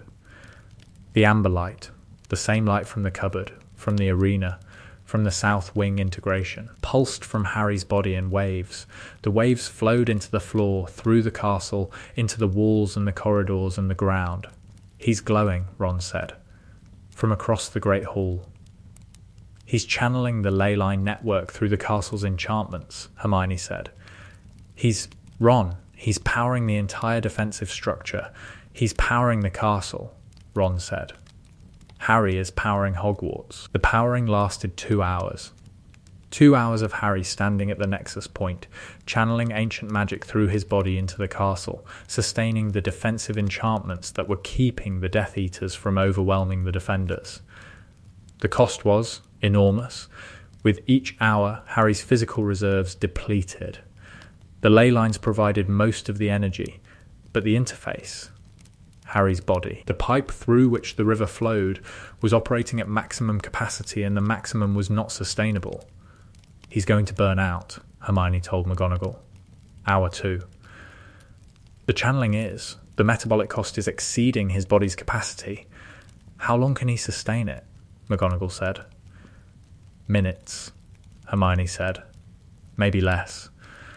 Then we need to end this, McGonagall said, before the channeling kills him. The channeling did not kill Harry.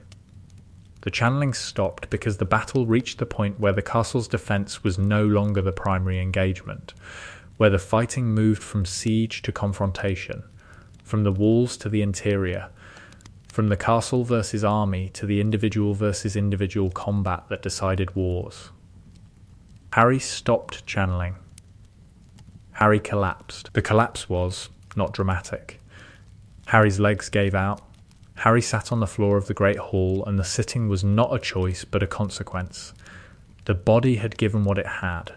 The body had nothing left. "Get up," Ron said, pulling Harry's arm. "I can't," Harry said. "You have to," Ron said. "Voldemort is... Give me a minute," Harry said. "We don't have a minute," Ron said. Hermione produced chocolate. Emergency chocolate, the Lupin recommended. High calorie, metabolic replenishment chocolate that Hermione had been carrying since 3rd year because Hermione prepared for everything, and everything included her best friend's body failing. Harry ate the chocolate. The eating was insufficient. The chocolate provided calories, but the deficit was measured in weeks, not meals. The chocolate was a drop in a drained reservoir. Harry got up. Because Voldemort was in the castle, and the prophecy demanded, and the getting up was the thing that mattered, regardless of whether the body could sustain it. The forest walk Harry walked into the forest. The Horcrux in his scar, the last fragment, the one that could only be destroyed through Harry's death, demanded the walk. But the walk was different because of the ancient magic. Harry walked into the forest, and the forest responded. The trees, the ancient trees of the Forbidden Forest, the trees that had stood for centuries, the trees whose roots intertwined with the ley line network, the trees acknowledged Harry. Not in words.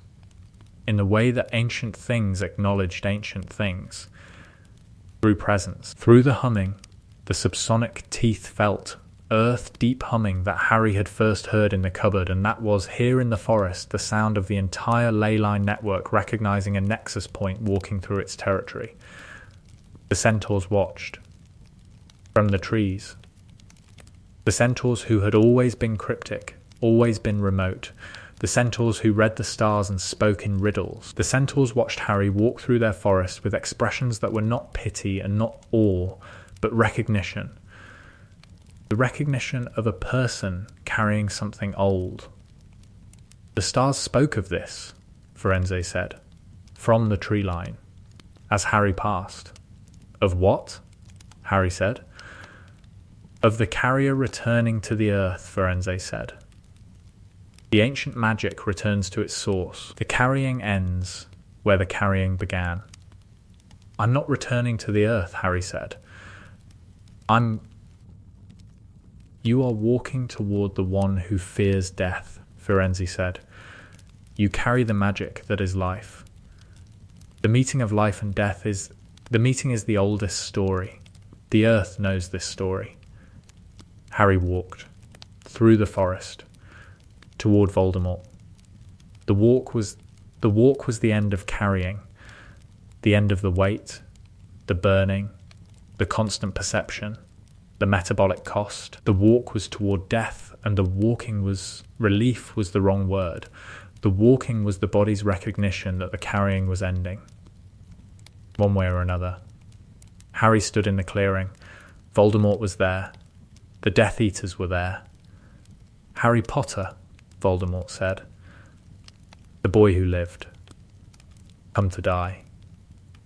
Harry looked at Voldemort. Harry's ancient magic perception showed him Voldemort the way no other wizard could see Voldemort. The magical signature was shattered, broken, the soul-splitting, had fragmented Voldemort's magical core the way it had fragmented his soul.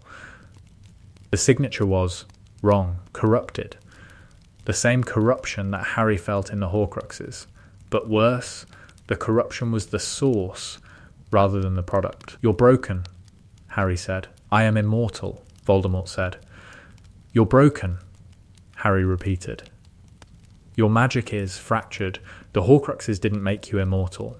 The Horcruxes broke you. The Horcruxes ensure, the Horcruxes are corruption," Harry said. "I can see them. In your magic. The fragments, the missing pieces of your soul, they're visible. You're a person with holes. The holes are where the soul pieces were." "You see my magic," Voldemort said. "I see everything's magic," Harry said, "and yours is the most damaged I've ever seen."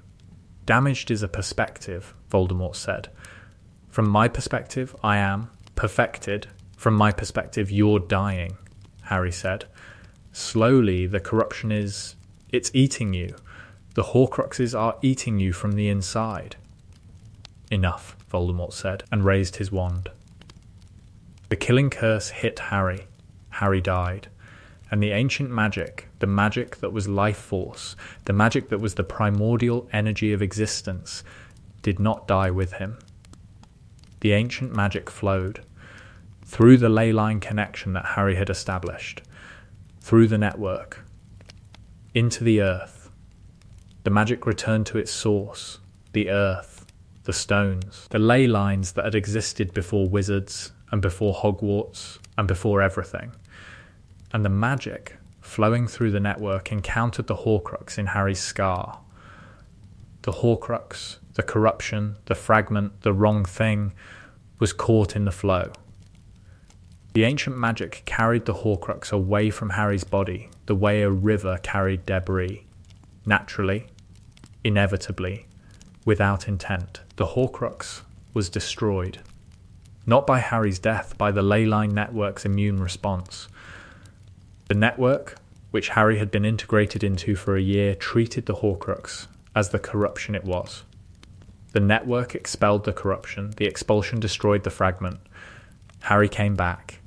The ancient magic, which was life force, which was the primordial energy of existence, returned Harry to life. Not through the resurrection stone, through the ley lines, through the network that Harry was connected to, through the earth that recognized its nexus point and that refused to lose him. Harry stood up. In the forest. On the ley line. With the ancient magic flowing through him and the Horcrux gone, and the body lighter. Not just the Horcrux lighter. The metabolic cost lighter. The dying had reset something. The interface, the pipe, the bottleneck. The dying and the returning had recalibrated. The body's capacity had expanded through the process of failing and being rebuilt. Harry was alive. Harry was different. The ancient magic was still present.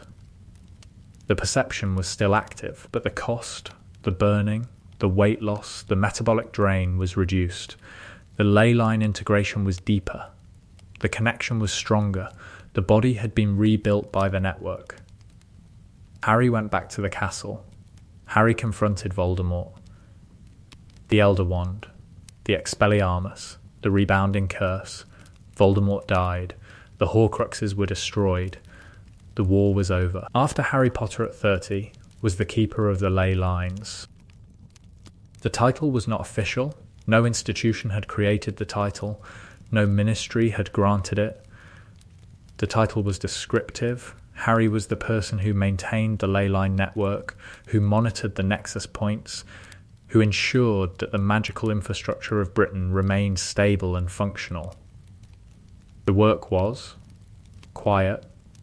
The work was walking. Harry walked the ley lines, literally, physically, walking the paths that the ley lines followed, feeling the network through his feet, monitoring the energy flows and the nexus points and the places where the magic was strong and the places where the magic was thin. "You walk a lot," Ginny said. "At home, in the evening, after a day of walking." "The walking is the work," Harry said. "The walking is exercise," Ginny said. "The work is, Harry, what do you actually do? I maintain the network, Harry said. I feel the ley lines. I monitor the flows. If there's a disruption, a magical event that disturbs the network, I address it. You address magical disruptions by walking, Ginny said. I address magical disruptions by being present at the disruption point, Harry said. My presence stabilizes the network. The nexus point thing. Your presence stabilizes the magical infrastructure of Britain, Ginny said. Yes, Harry said. By walking, Ginny said. The walking is how I cover the territory, Harry said. You could apparate, Ginny said. Apparition disrupts the ley lines, Harry said. The displacement of matter through the network produces interference. Walking is harmonious. Walking is harmonious, Ginny repeated. Harry Potter, the boy who lived, the chosen one, the most powerful wizard alive, maintains the magical infrastructure of Britain through harmonious walking. I also fix things, Harry said. When things break. What kinds of things break? Ginny said. Nexus points. Convergence nodes. The magical barriers between wizarding space and muggle space. The statute of secrecy is maintained by a man who walks a lot, Ginny said. The statute of secrecy is maintained by the ley line network, Harry said. I maintain the ley line network. By walking, Ginny said. By walking, Harry confirmed. The walking was the life after the war, the life after the burning, the life after the carrying. The walking was the peaceful version of the ancient magic, not the crisis version, but the maintenance version. The version that said, the magic is here, the magic has always been here, and the magic needs tending. Harry tended. The tending was the thing that the ancient magic had always been for.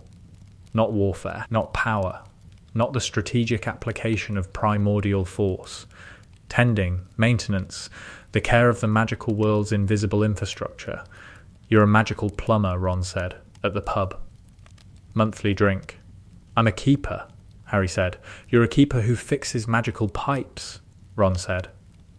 The ley lines are not pipes, Harry said. The ley lines are pipes that carry magic instead of water, Ron said. You fix them when they break. You're a plumber. I am the nexus point for the ancient magical infrastructure of plumber, Ron said, with extra steps. Harry drank his butterbeer. Ron drank his. The drinking was the friendship, the 30-year friendship, the troll bathroom friendship, the friendship that had survived Dark Lords and ancient magic and the fact that Harry's job title was, by Ron's assessment, plumber. Do you ever miss it? Ron said. The power, the ley line channeling, the castle activation, No, Harry said. Not even a little, Ron said. The power nearly killed me, Harry said. The power cost me £30 and 2 years of sleep and the constant, exhausting, never-ending perception of every magical signature in Britain. But you saved Hogwarts, Ron said. You powered the castle. I powered the castle and it nearly burned me alive, Harry said. The powering was necessary. The powering was the cost, and the cost was nearly everything. And now? Ron said. Now I walk, Harry said. And the walking costs nothing. And the nothing is, Ron, the nothing is the best part of my life. The best part of your life is a walk, Ron said. The best part of my life is a walk that doesn't hurt, Harry said. Ron looked at Harry, at the man who had carried ancient magic since he was 4, who had burned and broken and died and returned, who was now walking, tending, maintaining the invisible infrastructure that most wizards didn't know existed. That's actually quite beautiful, Ron said. Don't tell anyone I'm beautiful, Harry said. I have a reputation. Your reputation is plumber, Ron said. My reputation is keeper of the ley lines, Harry said. Same thing, Ron said. Different uniform. The last walk Harry at 50. The ley line walk.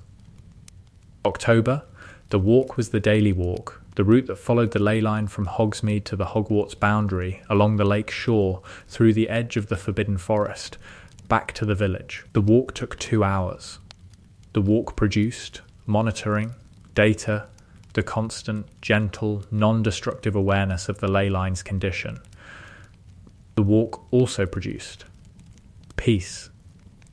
Harry walked, and the ley line hummed beneath his feet, and the humming was the same humming from the cupboard, the same frequency, the same warmth, the same "we know you." The cupboard had been cold and dark, and the walls had glowed because a 4-year-old needed warmth.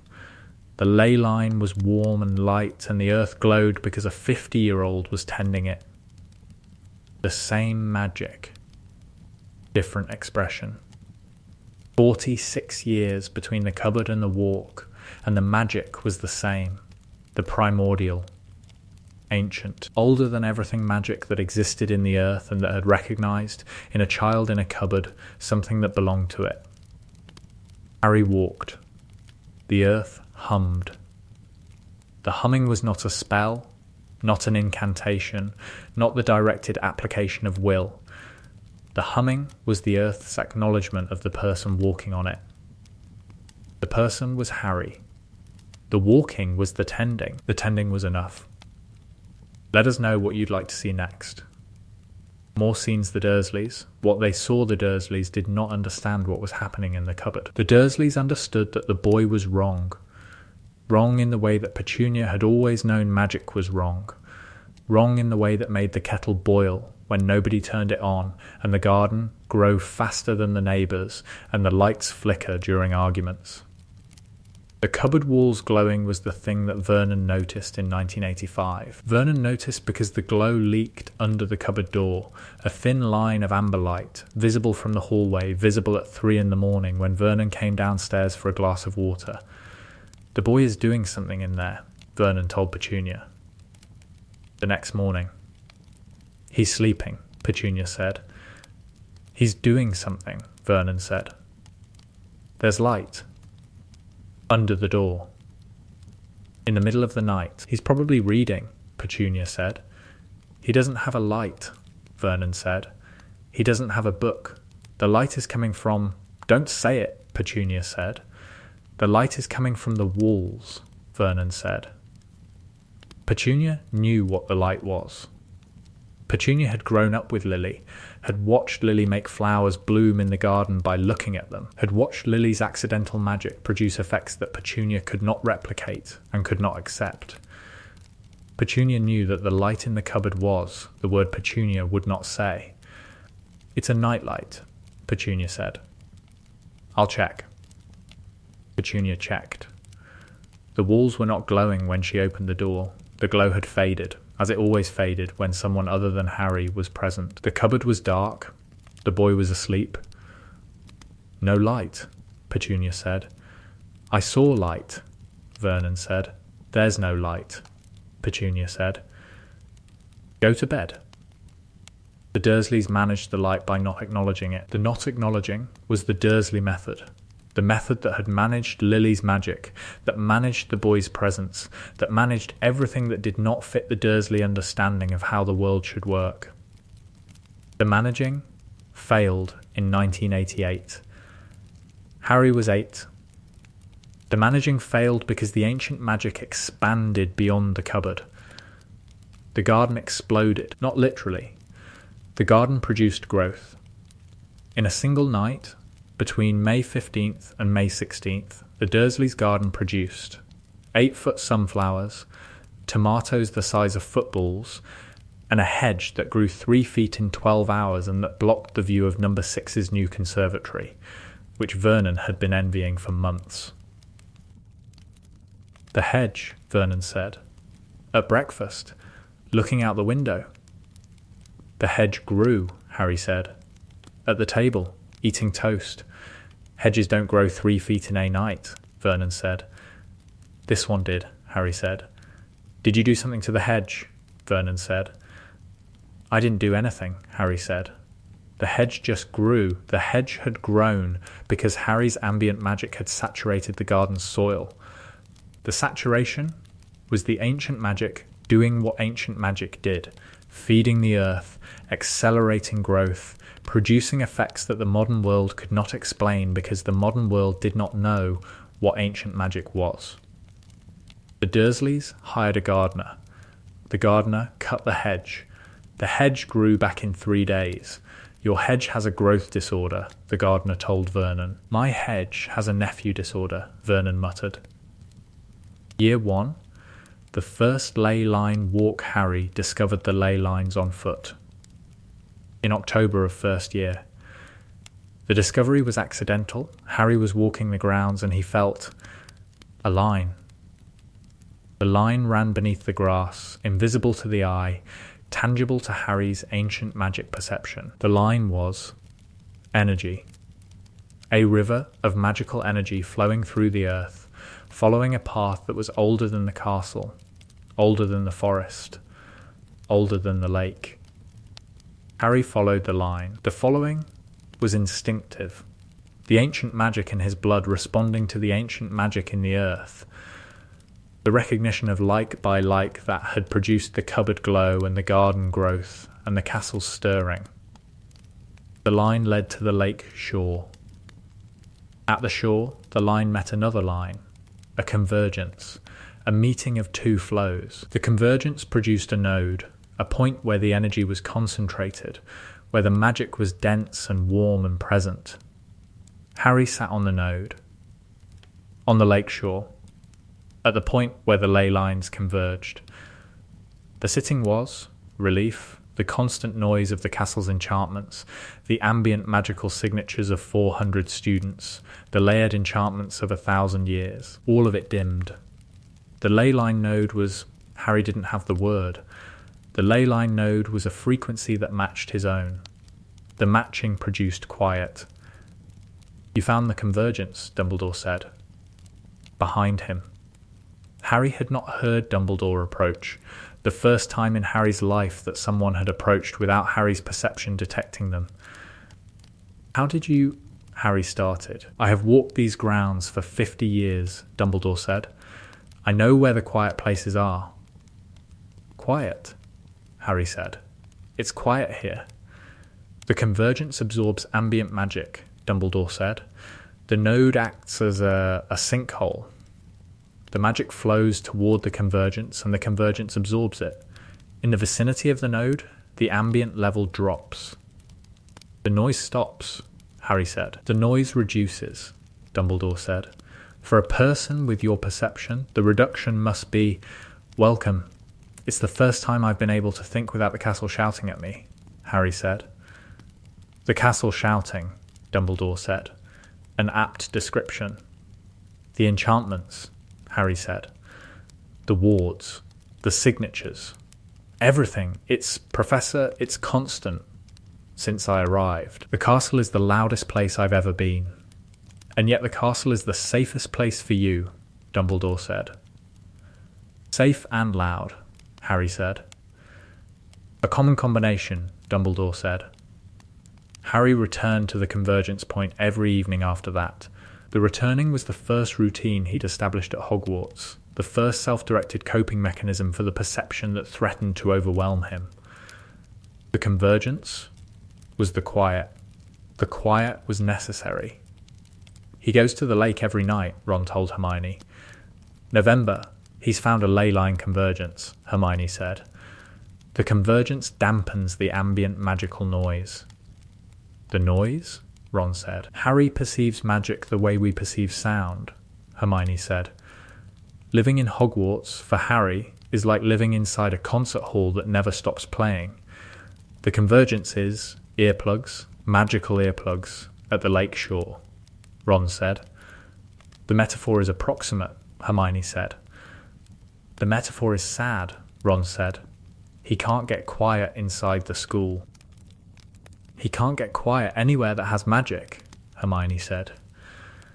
The Dursleys' house was quiet because it was Muggle. Hogwarts is the loudest possible environment.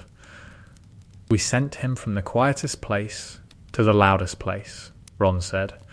We sent him from the only quiet he'd ever known to the loudest magical environment in Britain, Hermione said. That's Hermione. That's awful. That's the condition, Hermione said. The condition doesn't care about comfortable. Year 2, Lockhart and the detection Lockhart provided the most unexpected utility in Harry's second year, proof that Harry's magic perception was reliable. Professor Lockhart is empty, Harry told Hermione. In October. Empty, Hermione said. Empty of what? Magic, Harry said. His magical signature is thin. Most wizards have a signature that's present, dense. Lockhart's is. There's almost nothing there. His signature is the thinnest I've felt in any adult wizard. Maybe he's just modest in magical output, Hermione said. The sentence was delivered with the specific reluctance of a girl who had read all of Lockhart's books and who was not yet ready to accept that the books were fiction. Hermione, Harry said. Every spell he casts in class fails. The Cornish pixie lesson was a disaster. His disarming charm bounced off a wall. He was having an off day. He's had an off term, Harry said. And his signature matches. The signature says, this person's magical capacity is minimal, first year level at best. First year level, Hermione repeated. Processing. The processing was the Hermione processing, the analytical gears turning, the hypothesis confronting the evidence and the hypothesis losing. His books, Hermione started. His books describe magic that his signature says he can't perform, Harry said. Either the books are wrong, or the signature is wrong. And the signature is, Hermione, the signature doesn't lie. It's like body temperature. You can't fake body temperature.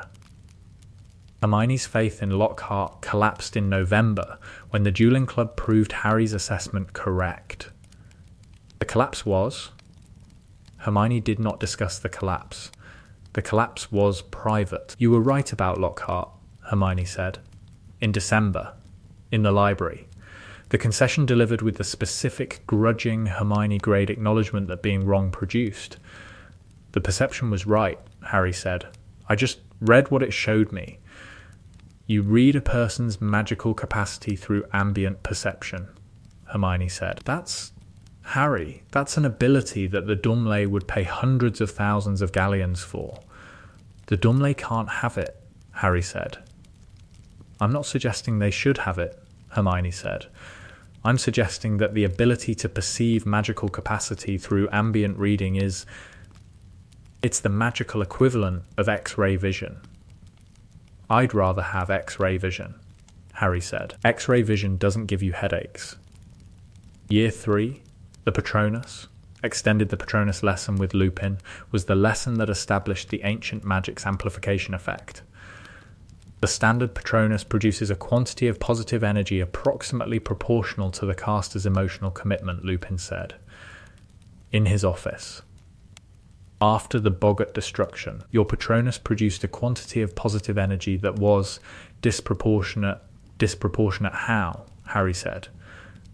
Disproportionate in the sense that the energy output exceeded what the emotional input should have produced by approximately, I estimate, a factor of 10. 10 times, Harry said. The ancient magic amplified the Patronus by a factor of 10. Lupin said. The Patronus drew on your emotional commitment, the memory, the love, the positive feeling, and the ancient magic multiplied the output. The magic amplifies everything, Harry said. The magic amplifies everything that passes through you, Lupin said. The wand channels your intent. The ancient magic amplifies the channeling. The result exceeds the wand's designed output. Every spell I cast is amplified, Harry said. Every spell you cast could be amplified, Lupin said, if the ancient magic engages. The engagement appears to be emotional. The magic engages when the emotional commitment is high. High commitment equals high amplification, Harry said. And high amplification equals high cost, Lupin said. The Patronus cost you 3 days of metabolic reserves. If you cast a similarly amplified spell in combat, if the engagement is triggered by fear or anger, or the cost could be, a week? A month? The cost scales with the output, Lupin said. The highest output spell, a full power combat casting with complete emotional engagement, could cost everything, Harry said. The documented cases include instances of carriers producing a single spell of extraordinary power, and then Lupin stopped. Dying, Harry said. Collapsing from metabolic depletion, Lupin said. Which, without immediate medical intervention, is dying, Harry repeated. Yes, Lupin said. Dying year 4. What the dragon felt the first task was the event that Harry's friends saw from the outside and that Harry experienced from the inside, and the two perspectives were nothing alike. From the outside, Harry entered the arena. The floor glowed. The dragon calmed. Harry retrieved the egg. Triumphant, from the inside, Harry entered the arena, and the Horntail's magical signature hit him like a wall. The dragon's signature was, Harry had felt the castle. Harry had felt the basilisk. The Horntail was different. The Horntail was alive and present and angry, and the alive, present, angry produced a magical output that Harry's perception registered as fire, not literal fire, the sensation of fire. The dragon's magical signature burned in Harry's perception the way a real fire burned on skin. The burning triggered the ancient magic.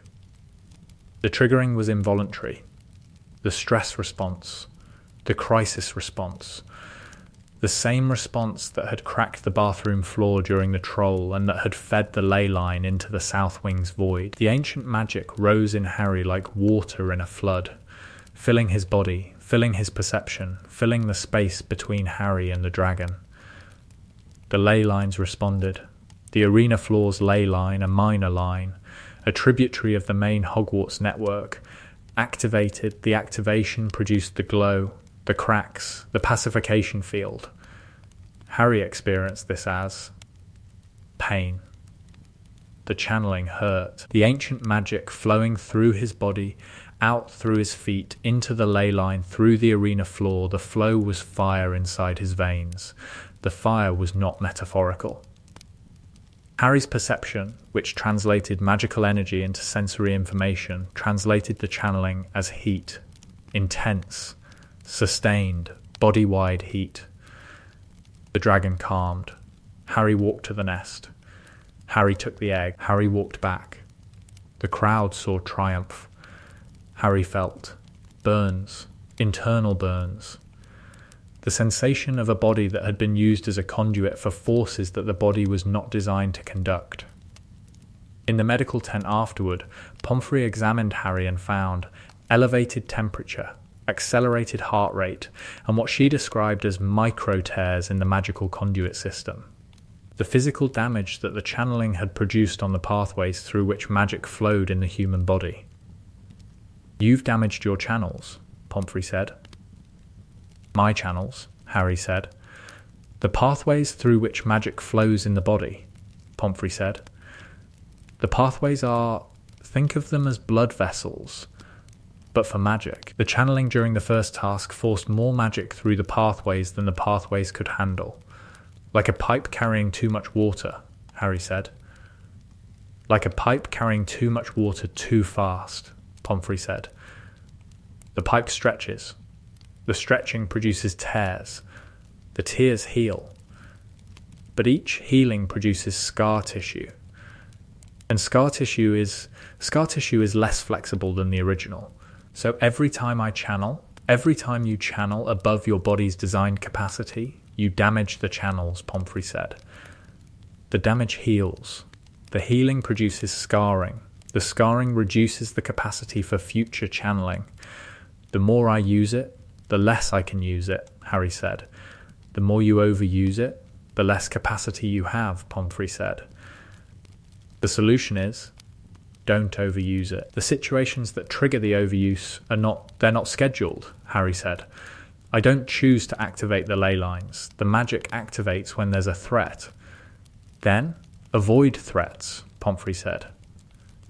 I'm Harry Potter, Harry said. Threats find me. Then we need to find a way to channel that doesn't damage you, Pomfrey said. Is there a way? Harry said. I don't know, Pomfrey said. But I'm going to research it. Because the alternative is watching you burn through your body's capacity one crisis at a time. Year 5. The Ministry hearing the Ministry's attempt to register Harry's ability produced a hearing. The hearing was in August, before 5th year, in the same courtroom where the disciplinary hearing for underage magic had been held in the other timeline. Mr. Potter, Fudge said, from the chair. You are here to discuss the registration of your ability. I'm here because the Ministry invented a law specifically to target me, Harry said. The Regulation of Unclassified Magical Abilities Act applies to all wizards with unclassified. The act was drafted by Dolores Umbridge 3 days after the first task, Harry said. The act was fast-tracked through the Wizengamot without the standard review period. The act applies to precisely one wizard in Britain. Me.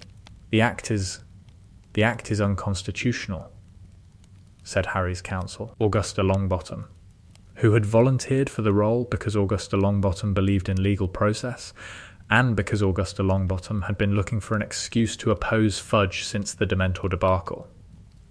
The Wizengamot Charter, Article 9, prohibits the enactment of legislation targeting a specific individual. The Act does not target. The Act describes an unclassified magical ability involving the channeling of environmental magical energy through biological systems, Augusta Reed.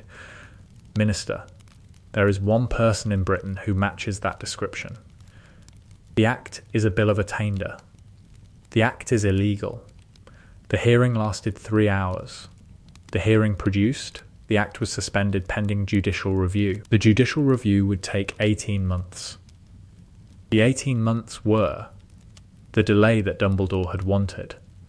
The delay served the strategy. You won, Ron said, after in the corridor.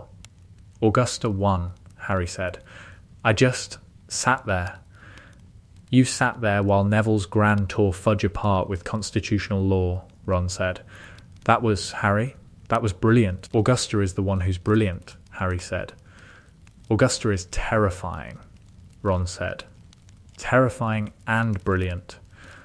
The combination is, I want to be Augusta when I grow up. You want to be a 70-year-old woman in a vulture hat, Harry said. I want to be a person who makes Fudge look like an idiot using Article 9, Ron said. Year 6. Dumbledore's confession before the leyline integration. Dumbledore told Harry something. I considered leaving you at the Dursleys permanently, Dumbledore said. In the office. March, the night before the integration. I know, Harry said. The Blood Wards. Not only the Blood Wards, Dumbledore said. The Dursleys' house was quiet. For you. The Muggle environment produced no magical noise. The ancient magic's perception was dormant. At the Dursleys' house, you were not bombarded by magical signatures. You were not in pain.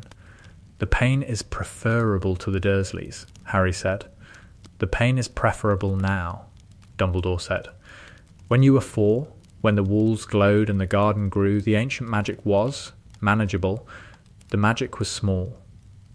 The perception was limited. As you've grown, the magic has grown. The perception has expanded. The pain has increased. You're telling me that bringing me to Hogwarts made my condition worse, Harry said. I'm telling you that Hogwarts is the loudest magical environment in Britain, and that placing a child with hypersensitive magical perception in the loudest magical environment in Britain was a choice, Dumbledore said. A choice with consequences. You made the choice, Harry said. I made the choice because the alternative, leaving you with the Dursleys, leaving you in the quiet, leaving the ancient magic dormant, the alternative would have preserved your health. And the alternative would have left you unprepared. Unprepared for Voldemort, Harry said. Unprepared for the magic you carry, Dumbledore said. The ancient magic was going to develop regardless of the environment. The question was whether the development happened in a location that could support you, the ley lines, the nexus, the magical infrastructure, or in a location that could not. The Dursleys couldn't support me, Harry said. The Dursleys couldn't support you, and the Dursleys couldn't contain you, Dumbledore said. The ancient magic, fully developed in a Muggle suburb, the consequences would have been the garden, Harry said. But bigger. The garden, but extending to everything, Dumbledore said. The street, the neighbourhood, the region. Ancient magic at full development. Without the ley line network to absorb the excess would affect the surrounding environment in ways that the Statute of Secrecy could not survive. So I had to come here, Harry said. You had to come somewhere with ley lines, Dumbledore said. Hogwarts was the strongest option. The strongest option was also the loudest. The loudest was also the most painful. You chose pain for me, Harry said. I chose the option with the best long-term outcome, Dumbledore said. The choosing included pain. I am sorry for the pain, Harry. The apology doesn't reduce the pain, Harry said. No, Dumbledore said. It does not. Year 7, the hunt, extended the Horcrux hunt's physical cost was documented by Hermione. The documentation was Hermione's response to crisis. The documentation was a journal. November 3rd, locket destroyed. Harry unconscious for 4 hours. Weight, 9 stone 2, down from 10 stone in September. Caloric deficit estimated at 15,000 kcal. November 15, recovery ongoing.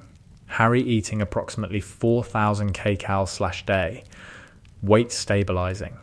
Ley line connection supplementing, but insufficient for full recovery.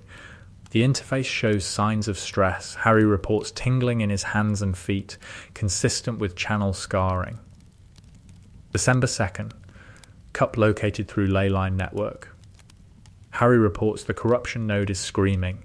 The cup's Horcrux fragment is actively drawing on the Gringotts ley line to sustain itself. The drawing is producing local ley line depletion. Harry says the depletion feels like a wound. January 14, cup destroyed at Gringotts. Harry unconscious for 11 hours. Weight, 8 stone 10. Channel scarring visible as the scarring presents as thin white lines on Harry's forearms, following the paths of the magical conduits. The scarring it looks like lightning. The lightning bolt pattern on Harry's scar is repeated, in miniature, across his forearms. January 20, Ron says Harry looks like a ghost. Ron is not wrong. Harry's skin has become translucent in patches. The patches correspond to the channel pathways. The translucency is, I can see the magical conduits beneath the skin. The conduits glow faintly. The glow is the ancient magic, visible through the damaged channels. February 8, diadem located at Hogwarts. Harry says the corruption is embedded in the castle's ley line network. Removing the diadem will require Harry to channel through the damaged channels. The channeling will produce further damage. The further damage may... I cannot finish this sentence. February 9, Harry says he can do one more. One more Horcrux. One more channeling. After that, the channels will be too scarred to sustain further flow. After that, the ancient magic will have no path through his body. After that, February 10, Harry asked me to stop documenting. I said no. The documentation is necessary. The documentation is evidence. If Harry, the documentation is the record of what he did and what it cost. The diadem was destroyed at Hogwarts, in the Room of Requirement. Harry channeled the ley line energy through his scarred channels, through the damaged interface, through the body that had been the conduit for forces that the body was never designed to carry. The destruction was visible, the Room of Requirement lit up. The amber light, the ancient magic's light, the cupboard light, the light that said we know you, filled the room. The light was, Harry's scars glowed, the lightning pattern scarring on his forearms blazed. The light came from inside Harry, from the channels, from the magic flowing through the damaged pathways. The diadem shattered. The Horcrux died. The corruption node winked out of Harry's ley line perception. Harry collapsed. The collapse was different from the previous collapses. The previous collapses had been metabolic, the body depleted of energy. This collapse was structural, the channels themselves failing, the pathways through which magic flowed in Harry's body shutting down from the cumulative damage. "Harry," Hermione said, on the floor, holding him. "One more," Harry said. "The one in my scar." "You can't." "One more," Harry said, "and then it's done." "One more will kill you," Hermione said. "One more might kill me," Harry said. "Not doing it will kill everyone else." The castle's gift the castle gave Harry something before the final battle. Harry stood in the Great Hall. At the nexus point, where the ley lines converged, the point where he had channeled during the battle's defense, the point where the ancient magic was strongest. The castle, not Dumbledore, not McGonagall, not any human agent, the castle itself produced a response. The floor glowed, the amber light, the humming, the subsonic, earth-deep humming. And through the light and the humming, the castle communicated. Not in words, in the ancient language that was older than Parseltongue, older than dragon speech, older than any human language. The communication said, "We have held you. We have sustained you. We have absorbed your excess and supplemented your deficit, and been the quiet when you needed quiet and the power when you needed power." The communication said, "The channels are damaged. The pathways are scarred. The body cannot sustain another channeling at full capacity." The communication said, "But the body is not the only option."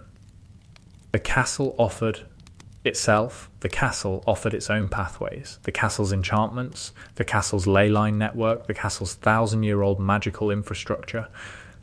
The castle offered to serve as an external channeling system, an alternative to Harry's damaged internal channels.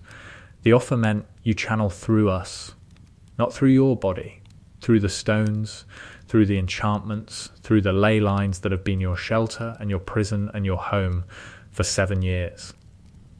The offer had a cost.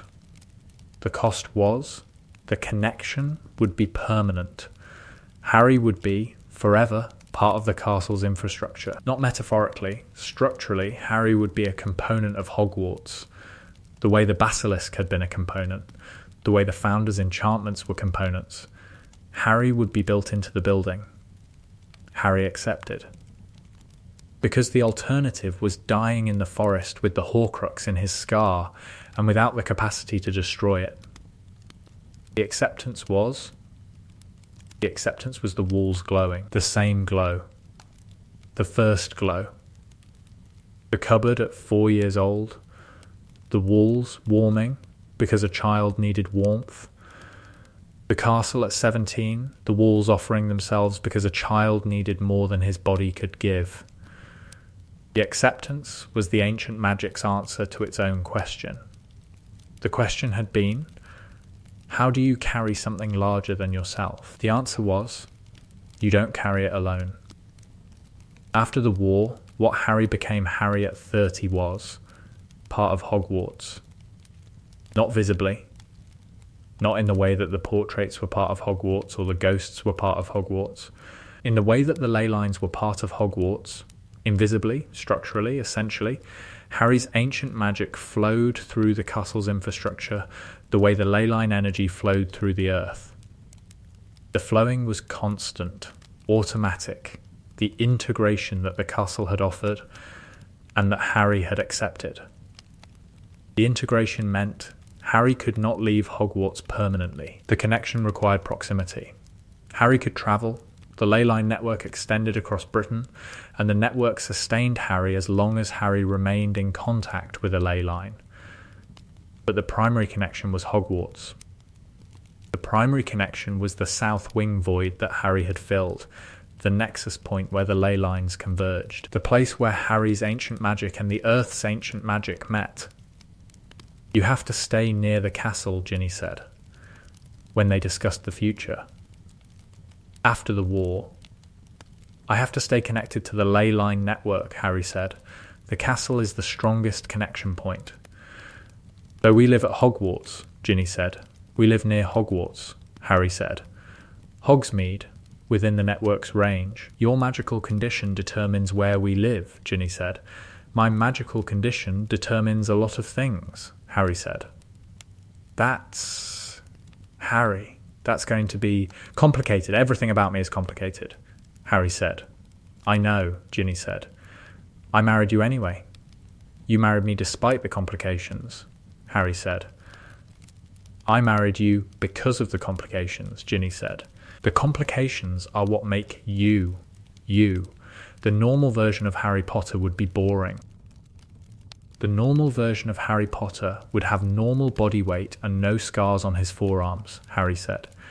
"The normal version of Harry Potter would not make the castle hum when he walks," Ginny said. "And the humming is..." "Harry, the humming is lovely." "The humming is the ley line response to..." "The humming is lovely," Ginny repeated. "Accept it." Harry accepted it. The acceptance was the ongoing work. The work of being a person whose body was integrated into the magical infrastructure of a castle, whose ancient magic flowed through ley lines, whose condition was both his limitation and his gift. The gift was, the castle was safe.